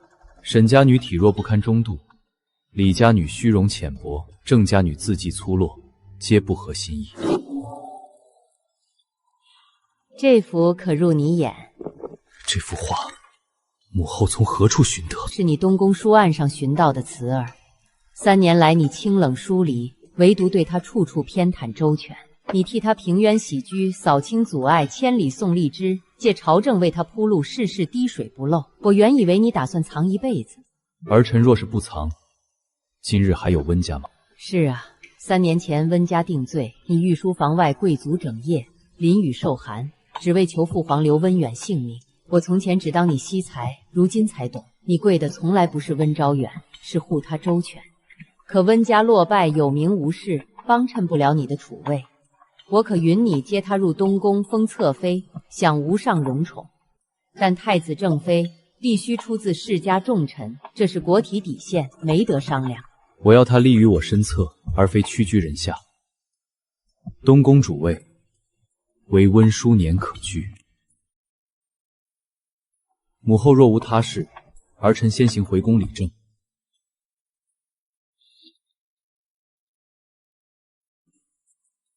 今日从泸州新到荔枝，给他送去了吗？早已办好。沈月，你说我还差在哪里？太子乃储君之尊，已是无人能及。只是姑娘心中流放的旧怨未平，心不在这深宫。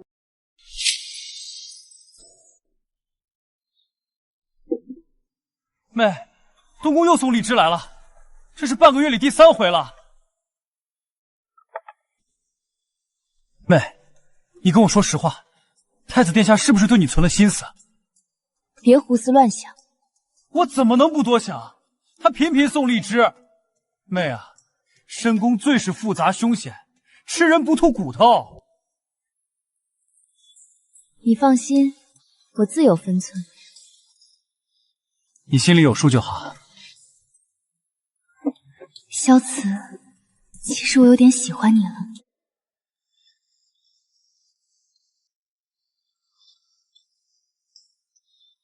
殿下，雨越下越大，时辰不早了，或许温姑娘今日不会来了。臣请您回宫。她会来。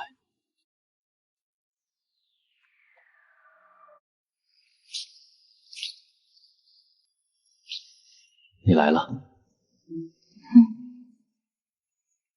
你今日肯负这半山之约，我便知你不是全然无意。但凡我能做到，绝无半分推诿。第一，我心向自由，不惯深宫繁文缛节，更厌恶后宅中灯。你若要我伴你身侧，能否容我不困宫闱，来去自由？第二，我此生只求一世一双人，绝不与人共侍一夫。你身为储君，日后登临大统，必然少不了世家联姻、朝堂制衡，这一点你能否做到？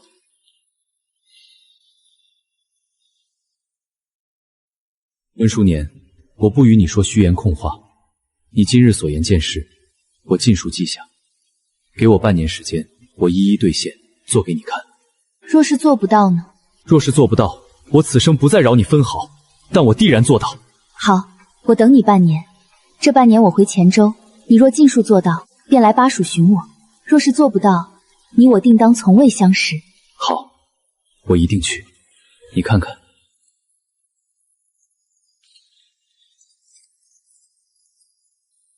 千里殊途，终有归处。死生往复，两世同期。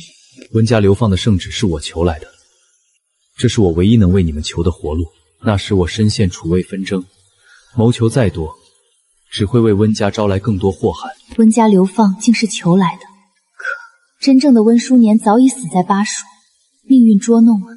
宫宴那次，我便心属你了。我不希望我们之间隔着太多恩怨。萧慈，你把所有承诺兑现了，就来巴蜀找我。你要是能放下这皇权，我养你。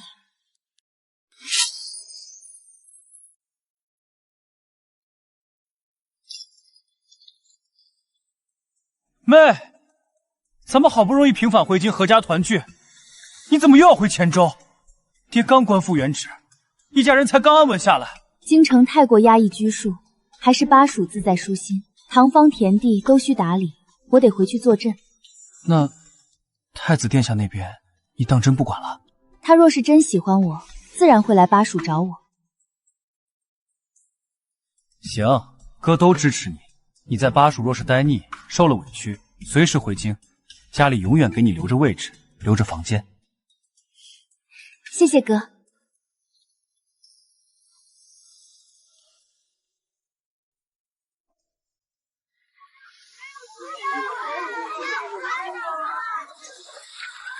淑年丫头，你可算回来了！我们还以为你留在京城做贵夫人，不回黔州了。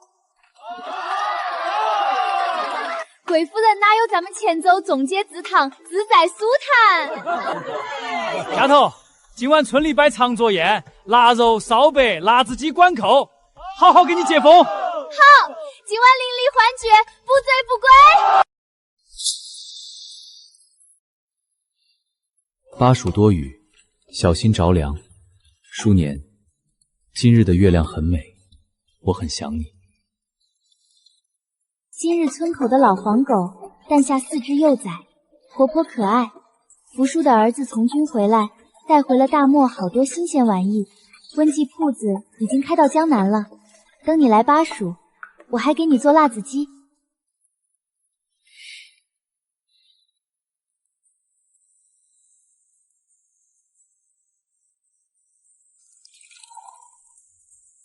东宫那边荔枝送得也太崇快了，这半个月都跑第4趟，驿站送信的差人都把你屋门认熟了。我都撞见好几回，你看到书信就笑，心里头怕不是早就盼到人家过来。你跟我说句实在话噻，那位太子殿下啥子时候过来接你嘛？快喽，还快喽！前2天哪个说皇家人心摸不透，转背就把人家送的荔枝吃脱大半盘。我看你就是嘴硬骨头软，一颗心早飘到京城去喽。糟了糟了，我灶上还炖了当归老母鸡，光顾着给你包龙门阵，汤都要熬干净喽。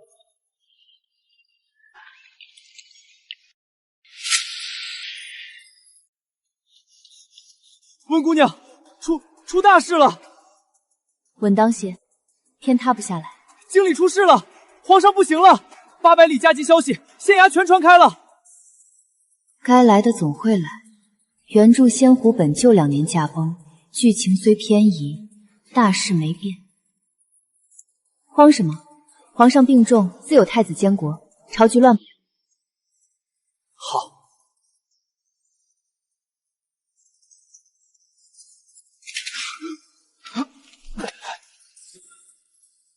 温姑娘，沈大人急醒。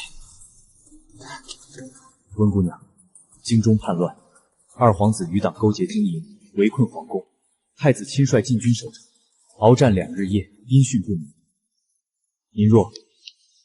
妹儿，京城开战了，千万别回京，凶险至极，会丢性命。阿旺，备马收拾行李，我要即刻回京。现在回去，流民遍地，叛军围城，你一介女子回去能做什么？他在哪儿？堂坊商铺照常经营，粮仓严加看守。阿旺备好良马，只带2名伙计轻装赶路，半个时辰准时出发。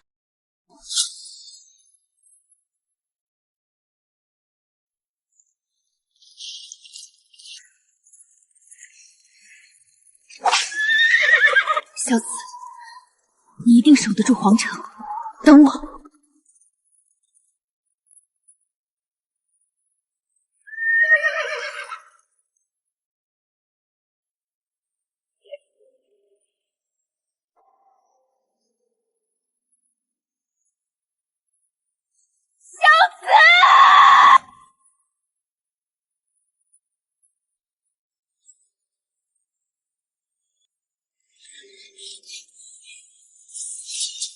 让开！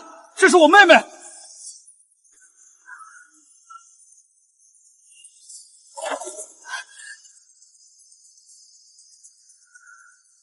少年，我做到了。往后，我可以与你自由，一世一双人了。这次，你可愿做我的皇后？我愿意，小子，我愿意。小子，醒醒！太医，太医！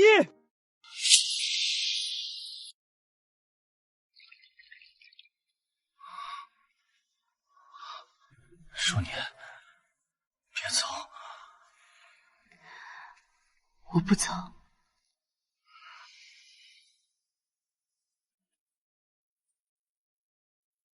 你守了整整1夜，去偏屋歇会儿，我替你守着。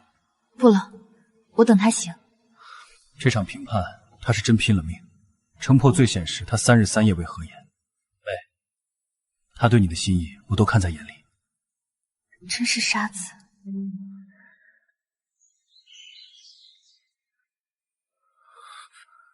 你真的还在？我在。太医说你失血过重，少说话，先润润嗓子。城楼之上，你说的愿意，还作数吗？我此生只有你一位皇后，江山为凭，绝不相负。作数，那日说的，全作数。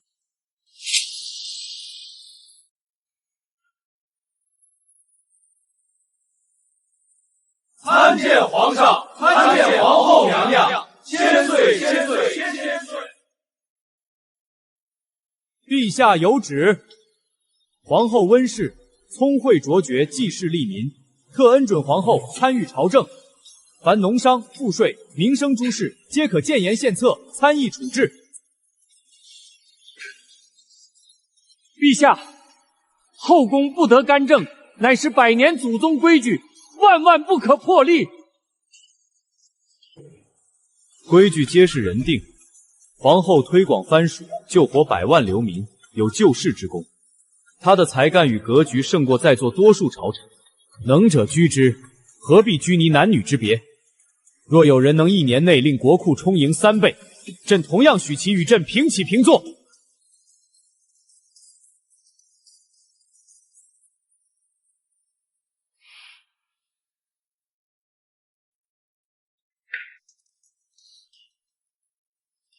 我来。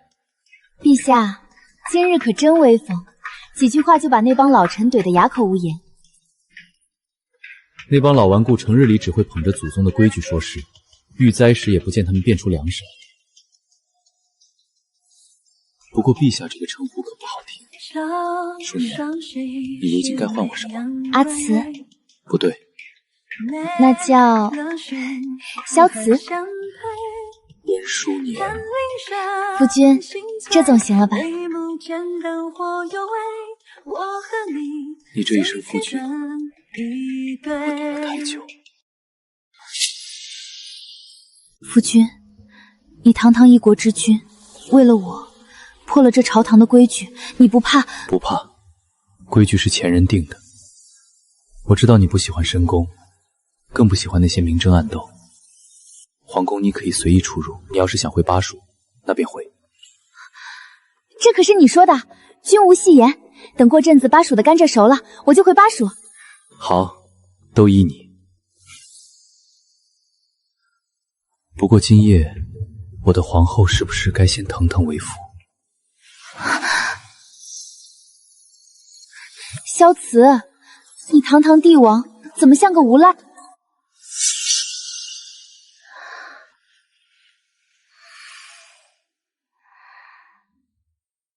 夫君，皇后娘娘，您可算醒了。太后派人来传话，问您何时去请安。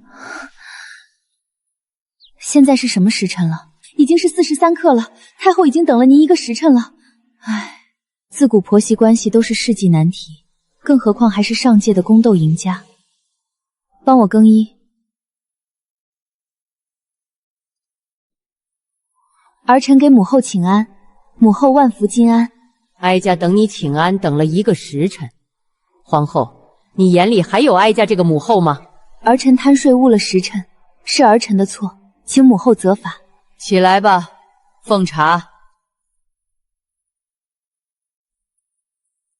母后，请喝茶。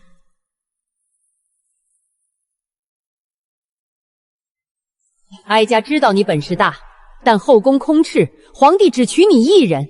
这事哀家不允。你可知这朝堂多复杂？你哥虽然平叛有功，但你家族的力量根本无法制衡定远侯手里的兵权。慈儿想要稳住江山，就得那能够帮他平衡江山的人。母后，帝王的江山不是靠后宫女子维系的。定远侯手握重兵不假，可这10万大军吃的是朝廷的粮草，拿的是国库的军饷。我在巴蜀广种番薯，建红糖厂，能为我朝粮仓充盈，将士吃饱穿暖。只要国库有钱有粮，大军的命脉就握在陛下手里。放肆！一派商贾做派的胡言乱语！你以为朝野权术是你开铺子做买卖吗？哀家不妨明着告诉你，定远侯的嫡女此刻就在殿外候着。哀家今日不仅要你知晓厉害，还要你亲自盖上凤印下旨，纳她为妃。母后，您就算要纳妃，也得问问陛下同不同意。怎么？你在拿陛下威胁哀家？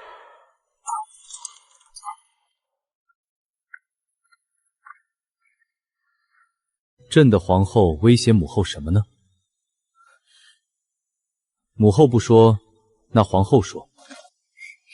母后刚刚在与我商讨给你纳妃的事。这事儿没得商议。朕不纳妃，朕的后宫只会有皇后一人。皇帝，你糊涂！定远侯手握重兵，殿外候着的正是他的嫡女，你不纳他，如何稳军心？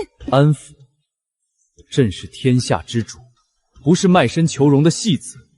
若连自己的皇后都护不住，这皇位朕坐着有何用？你母后不必操心定远侯了，儿臣已派人彻查定远侯，这位置也该换人坐了。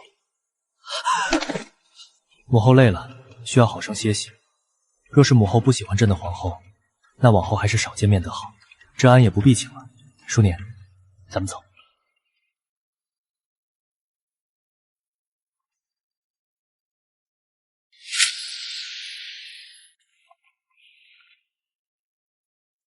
累了吧？今日是我没安排好，让你受委屈了。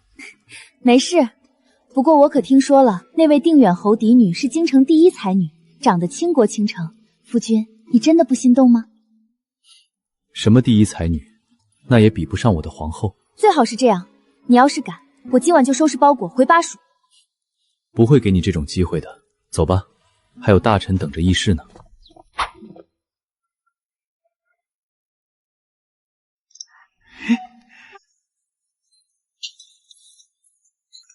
看到没？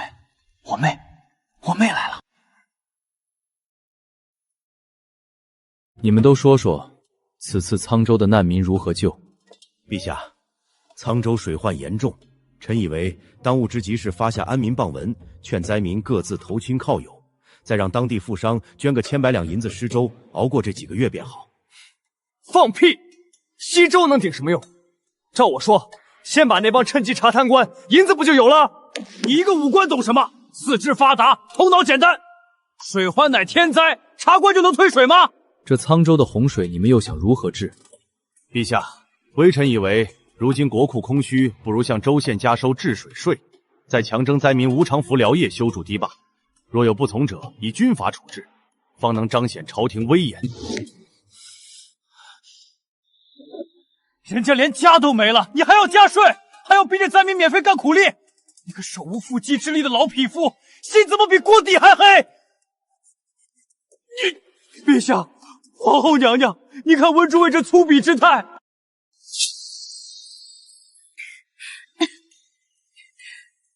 陛下，看来各位大人对治水也是束手无策啊。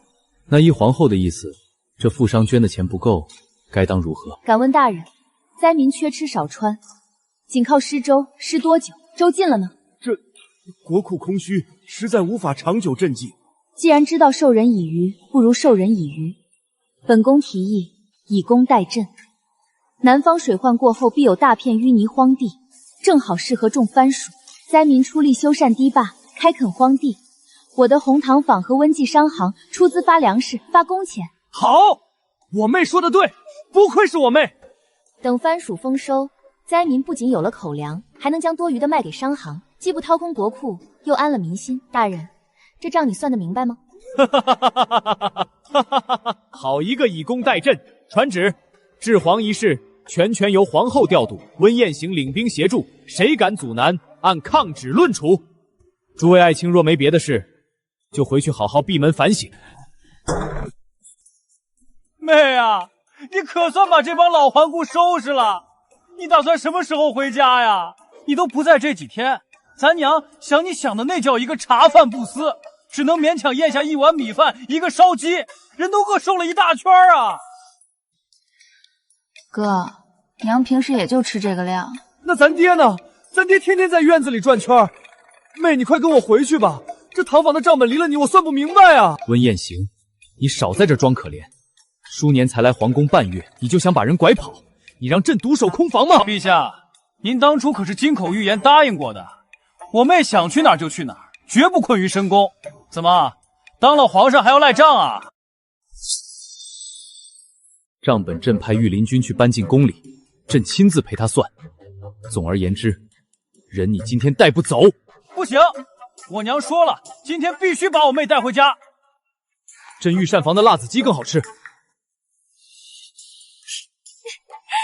行了，都别吵了。明日我与他一起回温家，顺便把红糖铺的账盘一盘，行了吧？得嘞，我这就回去让娘多备2只烧鸡，臣告退。温彦行，你给朕等着！温彦行仗着有你撑腰，如今连朕都敢吼了，才大婚就变着法来御书房抢人。你堂堂一国之君，还跟我哥一般见识。再说了，刚才不是说好了，明日你陪我一起回温家吗？明日是明日，今日你为了护着你哥，没护我，你打算怎么补偿朕？别闹，说正事。方才在殿上提出以工代赈，虽能解灾民烟眉之急，但京城那几个大粮商不老实。安慰今早报了，这几个老狐狸背后站着世家大族，见定远侯交了兵权，便想从粮价上给朝廷施压。他们暗中联手囤积精米，散布番薯有毒的谣言。原来你早就知道了，那你怎么按兵不动？若直接派御离军抄家，反倒落了暴君的口实。朕在等一个能兵不血刃的法子。巧了，对付奸商，我刚好有伤人的法子。哦，看来你要出手了。明日你与我回温家，我们就放出风声，说国库空虚，朝廷打算以10倍的高价向民间大量征收红糖和精米，用于军需。妙啊！这帮人贪心不足，听到有利可图，必定会倾尽家财去外地大肆收购，企图垄断货源卖给朝廷。没错，等他们把所有现银都换成粮食，我再开仓放粮，以低价抛售入市。到那时，市面上粮价大跌，奸商手里高价收来的粮就会砸在手上，不费国富一兵一卒，就能让他们把吃进去的民脂民膏连本带利的吐出来。舒年，朕有时真庆幸，你是朕的皇后，不是朕的敌人。得妻如此，胜过100万雄师。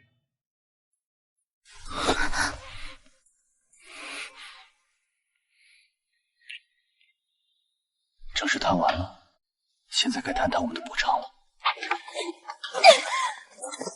小紫，你属狗的吗？你让我顶着这个怎么见人？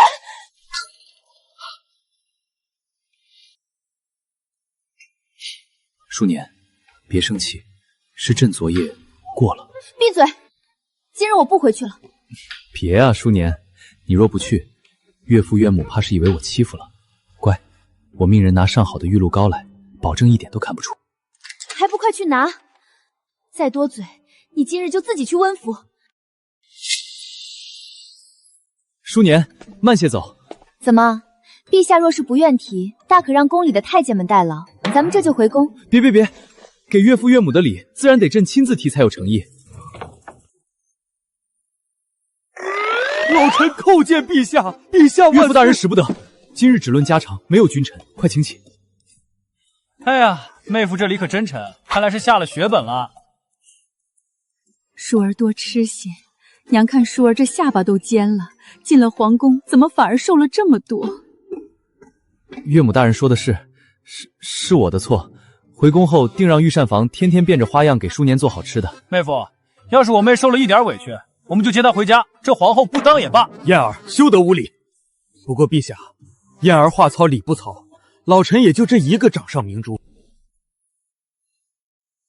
舒儿，娘问你，你在宫里可有受委屈？有没有人欺负你？若是不开心，咱们就不当那老胡子皇后，回巴蜀种番薯去。娘，您放心吧，如今后宫就我一人，谁敢欺负我？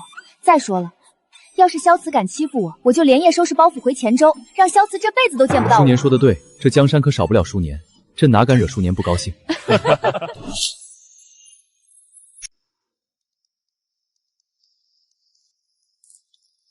妹夫，当初你就是靠这一筐筐荔枝，把我这精明的妹妹给骗进宫的吧？温彦行，你把我说的像几筐果子就能拐走的傻子。这可真冤枉朕，朕为了追她，可是费了不少心思。这天下女子想要的皇后之位，唯独她不喜欢。如果不是平乱受伤，她肯定不答应的当这皇后了。那是，也不看看是谁的妹妹。我妹可是名震巴蜀的女首富，稀罕你那破皇宫？你这臭小子，成天没个正形。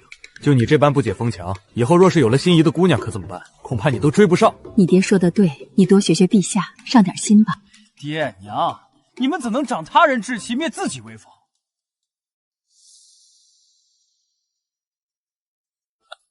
陛下放心，切记，沧州地势复杂，你此行要妥善安排好灾民，一切以救治及百姓为先。若有地方官府敢怠慢推误，你可持朕的手谕，先斩后奏。臣领旨，绝不辱命。行了，正事也交代完了。爹娘，天色不早了，我和萧慈先回宫了。大哥，你明日万事小心。慢走。路上当心些，有空常回家来看看。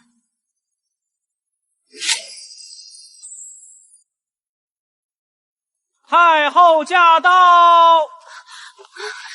奴婢参见太后娘娘。太后娘娘千岁千岁千千岁。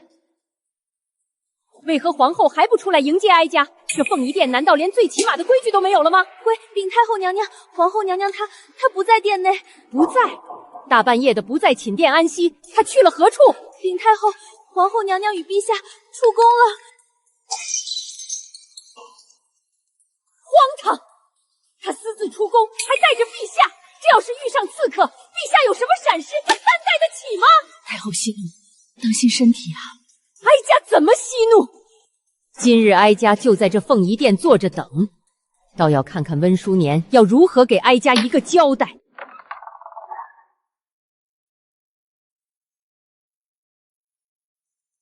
皇后跪下！身为中宫，不思劝谏，竟敢带皇帝私自出宫，这宫中的规矩，今晚我必须教教你。嬷嬷，去给我掌他的嘴，让他长长记性。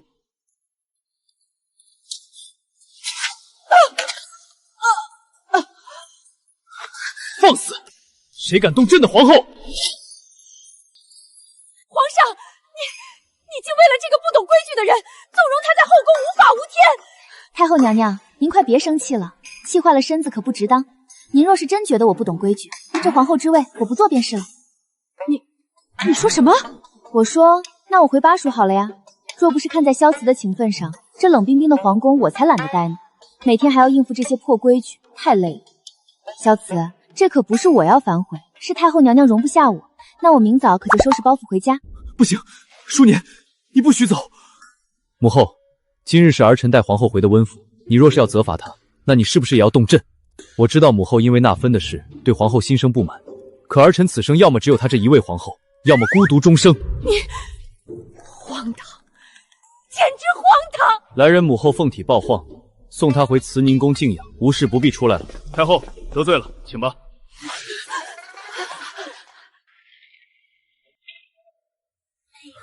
答应我，不要离开我，好不好？傻瓜，我说不做皇后了，又没说不要你。那你以后都不准再说这种话吓我。好，我答应你。你老实回答，你是不是与母后不和？淑年，我从小只是母后争宠的工具，为了让父皇来看她，她不惜让我大冬日里去泡冷水。为了扳倒其他有孕的宫妃，她曾在我的饮食中下毒药，让我痛得呕血。在她眼里，母子亲情没有皇权重要。我若没有坐上这皇位，对她而言就是随时可弃的棋子。萧慈，以后我保护你。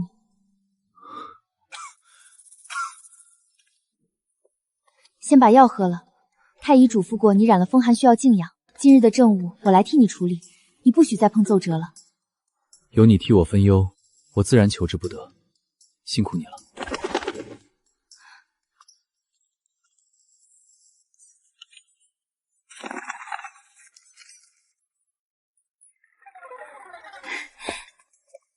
事成了。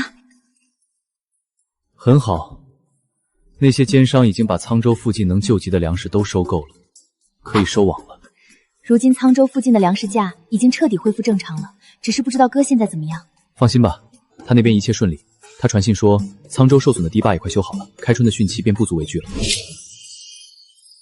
边关来急报，北漠王子正率领使团朝京城赶来，打着求和的旗号。北漠王子，我朝刚平了洪水和内乱，他这时机掐得可真准。黄鼠狼给鸡拜年，没安好心吧？不错，北漠向来狼子野心，这次出使定是想探一探大萧的虚实。这宫宴不仅要办，还要办得盛大，绝不能让北漠人看清了大萧。既然他敢来，咱们就敢接。若是他敢动什么歪心思，我定让他有来无回。参见大萧皇帝陛下、皇后娘娘。听闻陛下与皇后情深，此次我代表北漠，特意为二位献上一对同心佩，祝帝后福寿绵长。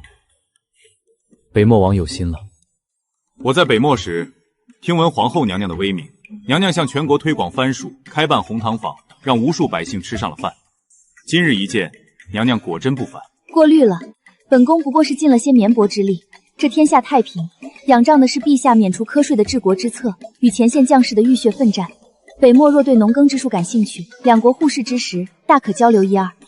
娘娘胸襟，我佩服。王子此次不远万里来大萧，除了进献贺礼，应该还有其他的目的。陛下圣明，父王听闻陛下治国理政有方，短短几个月，令大萧国库充，百姓安居，父王心生敬畏。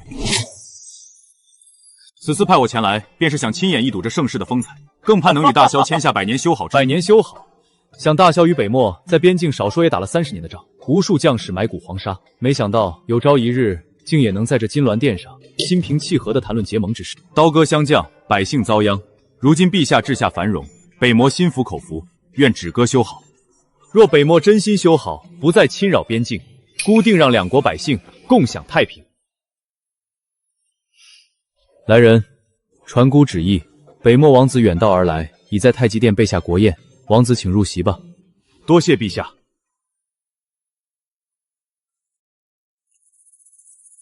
陛下，臣以为北漠此次主动求和，恐怕没这么简单。哦，沈清何出此言？北漠人生性贪婪，骨子里皆是狼性。如今虽称仰貌我朝繁华，但臣接到边关密报，北漠近月遭遇百年不遇的寒灾，牛羊死伤大半。此时来结盟，只怕是缓兵之计。孤知道，北漠王那老狐狸岂会轻易低头？沈月，臣在。传令北境守将，表面按兵不动，暗中加派赤溪盯紧北漠的动向。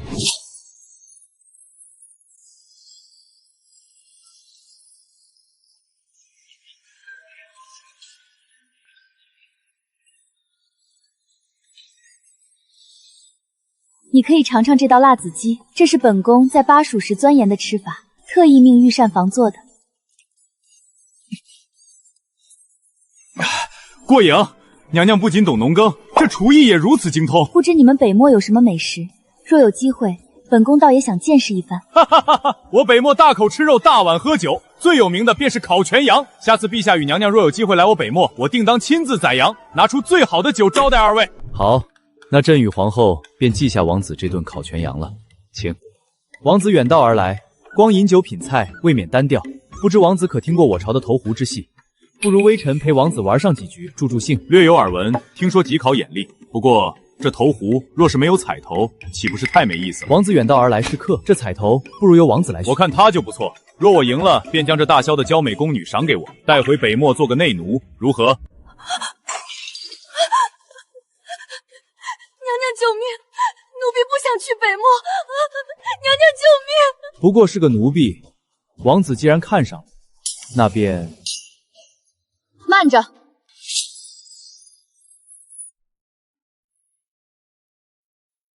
这丫头笨手笨脚，若是做了错事，岂不扫了王子的兴致？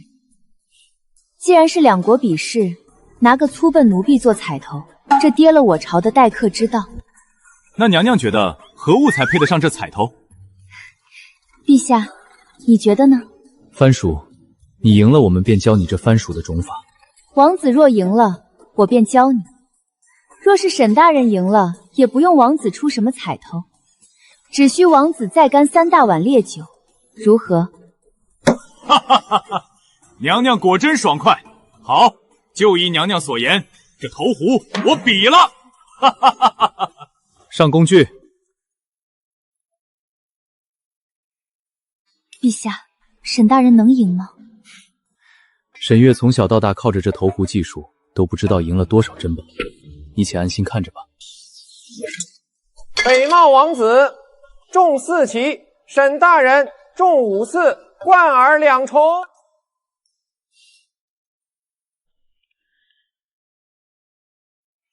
昏君妖后，拿命来！淑年小心！有刺客！护驾！快跑！太监也是刺客，救命啊！御林军哪儿去了？快保护陛下和娘娘！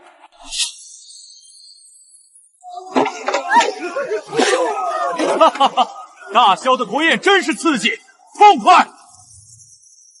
御林军在此，拿下所有刺客，保护陛下！来人！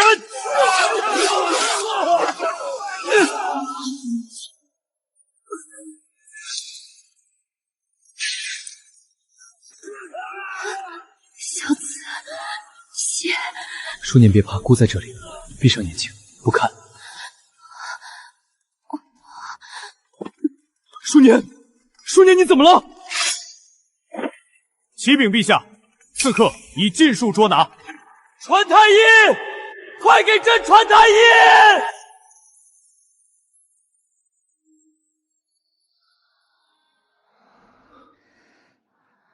太医，皇后到底如何了？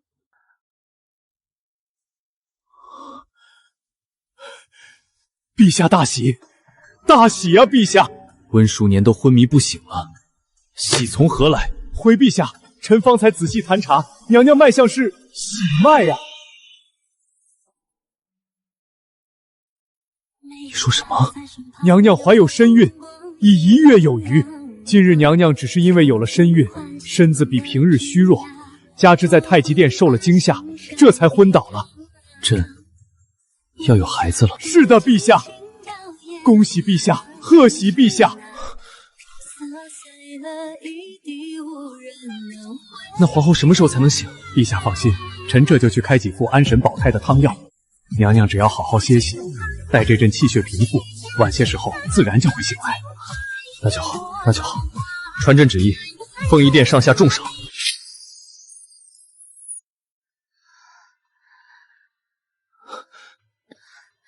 萧慈，外面情况如何了？刺客审出幕后主手了吗？是叛军余党，沈月已经在审理此事。你现在什么都不用管，安心养胎就好。你说什么？我说，让你好好养胎。我怀孕了。是，太医诊了脉，已经1月有余。舒年，我们要有孩子了，我要做父亲了。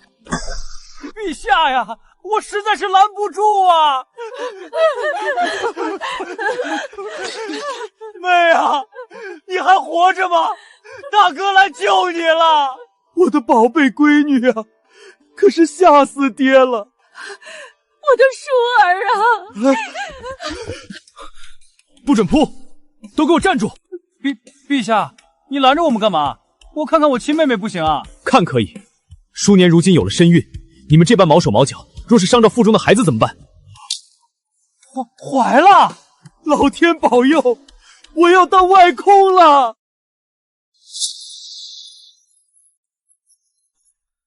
陛下，既然妹妹怀了身孕，那我不如带妹妹回温府养胎。这皇宫也太危险了，吃个饭都能遇刺，谁受得了？文衍行，你放肆！凤仪殿有重兵把守，朕能保护好舒年。保护？陛下，你那二皇子叛党余孽还没解决干净吧？现在又多了北漠在虎视眈眈，如今那些死板的朝堂大臣，指不定又要拿着遇刺的事大做文章。我武力刚强，能12个时辰不合眼，随时随地护着我妹，你能吗？哥，你什么时候懂这么多朝堂局势了？你哥兵书和警书可不是白读的。舒年，你想去哪里？你不会抛下朕的，对不对？夫君，那个，其实我想回巴蜀了。巴蜀山清水秀，最适合养胎了。但是夫君，我会想你的。不行！为什么？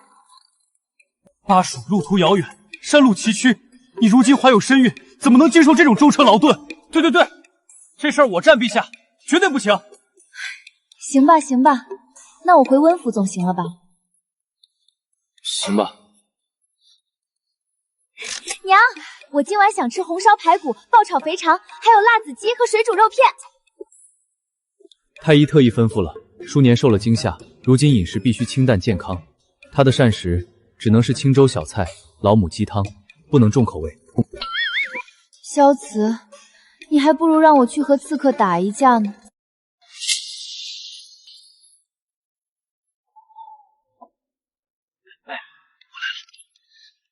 哥，你确定萧慈走了？你放100个心，我亲自站在大门口，眼看着陛下的马车拐过街角的，绝对安全。快快快，拿出来，我都快馋疯了。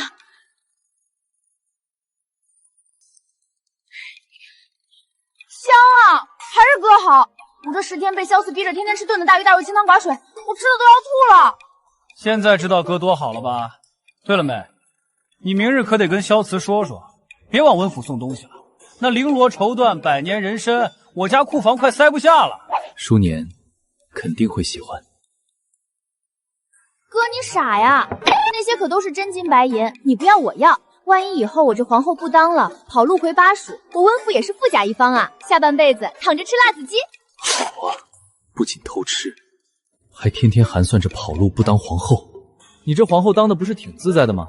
陛下天天往咱们家跑，朝政都快搬到温家书房了。你是不知道，朝堂上那些大臣个个都有800个心眼子，天天算计这个算计那个，还是在巴蜀经营我的铺子自在啊，不用端着架子。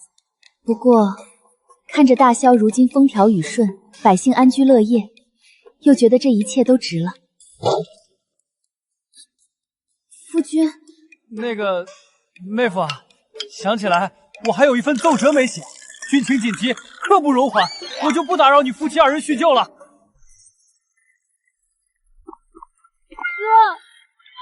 你别丢下我啊！不想当皇后，想偷跑回巴蜀。怎么会呢？这里这么好，夫君这么帅，我怎么会偷跑呢？夫君听错了吧？哦，听错了。那你这盘辣子鸡怎么解释？太医嘱咐的清淡饮食，你是一句都没听进去啊？夫君，这你可就冤枉我了，真的不是我想吃它，是它勾引我。我以前怎么没发现你这么能狡辩？以前你也没这么管着我啊，你现在这做派，简直堪比21世纪的教导主任。你说什么？没什么，夫君，你手里拿着的是什么好东西？这是我这2日得空给咱们孩子雕的木雕玩具，你看看喜不喜欢？哇，夫君你手可真巧，这小狗雕的真不错，太可爱了。舒年，这是老虎啊，老虎啊！我就说嘛，这神态如此威风凛凛，夫君真是厉害。你呀，吃得像个小花猫一样，以后孩子出生了，若是学了你这般调皮，可怎么好？像我不好吗？机灵又聪明。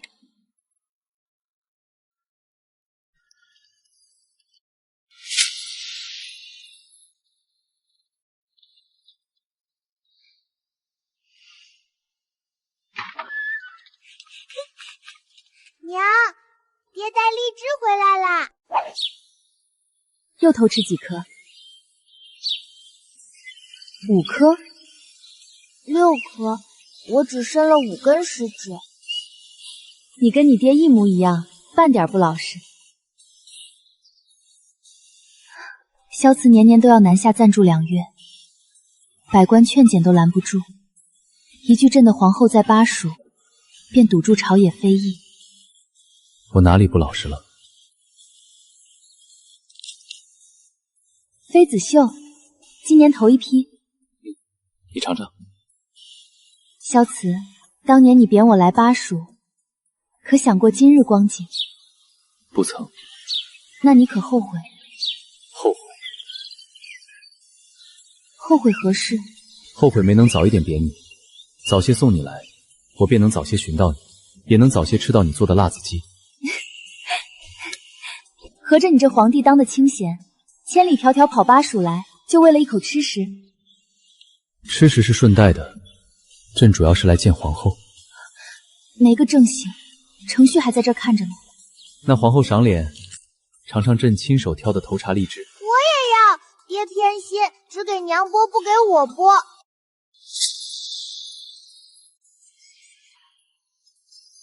哥哥太坏，我不想练了。不行，爹叮嘱过，皇子不可懈怠习武。我不愿做皇子，我想去工坊制糖。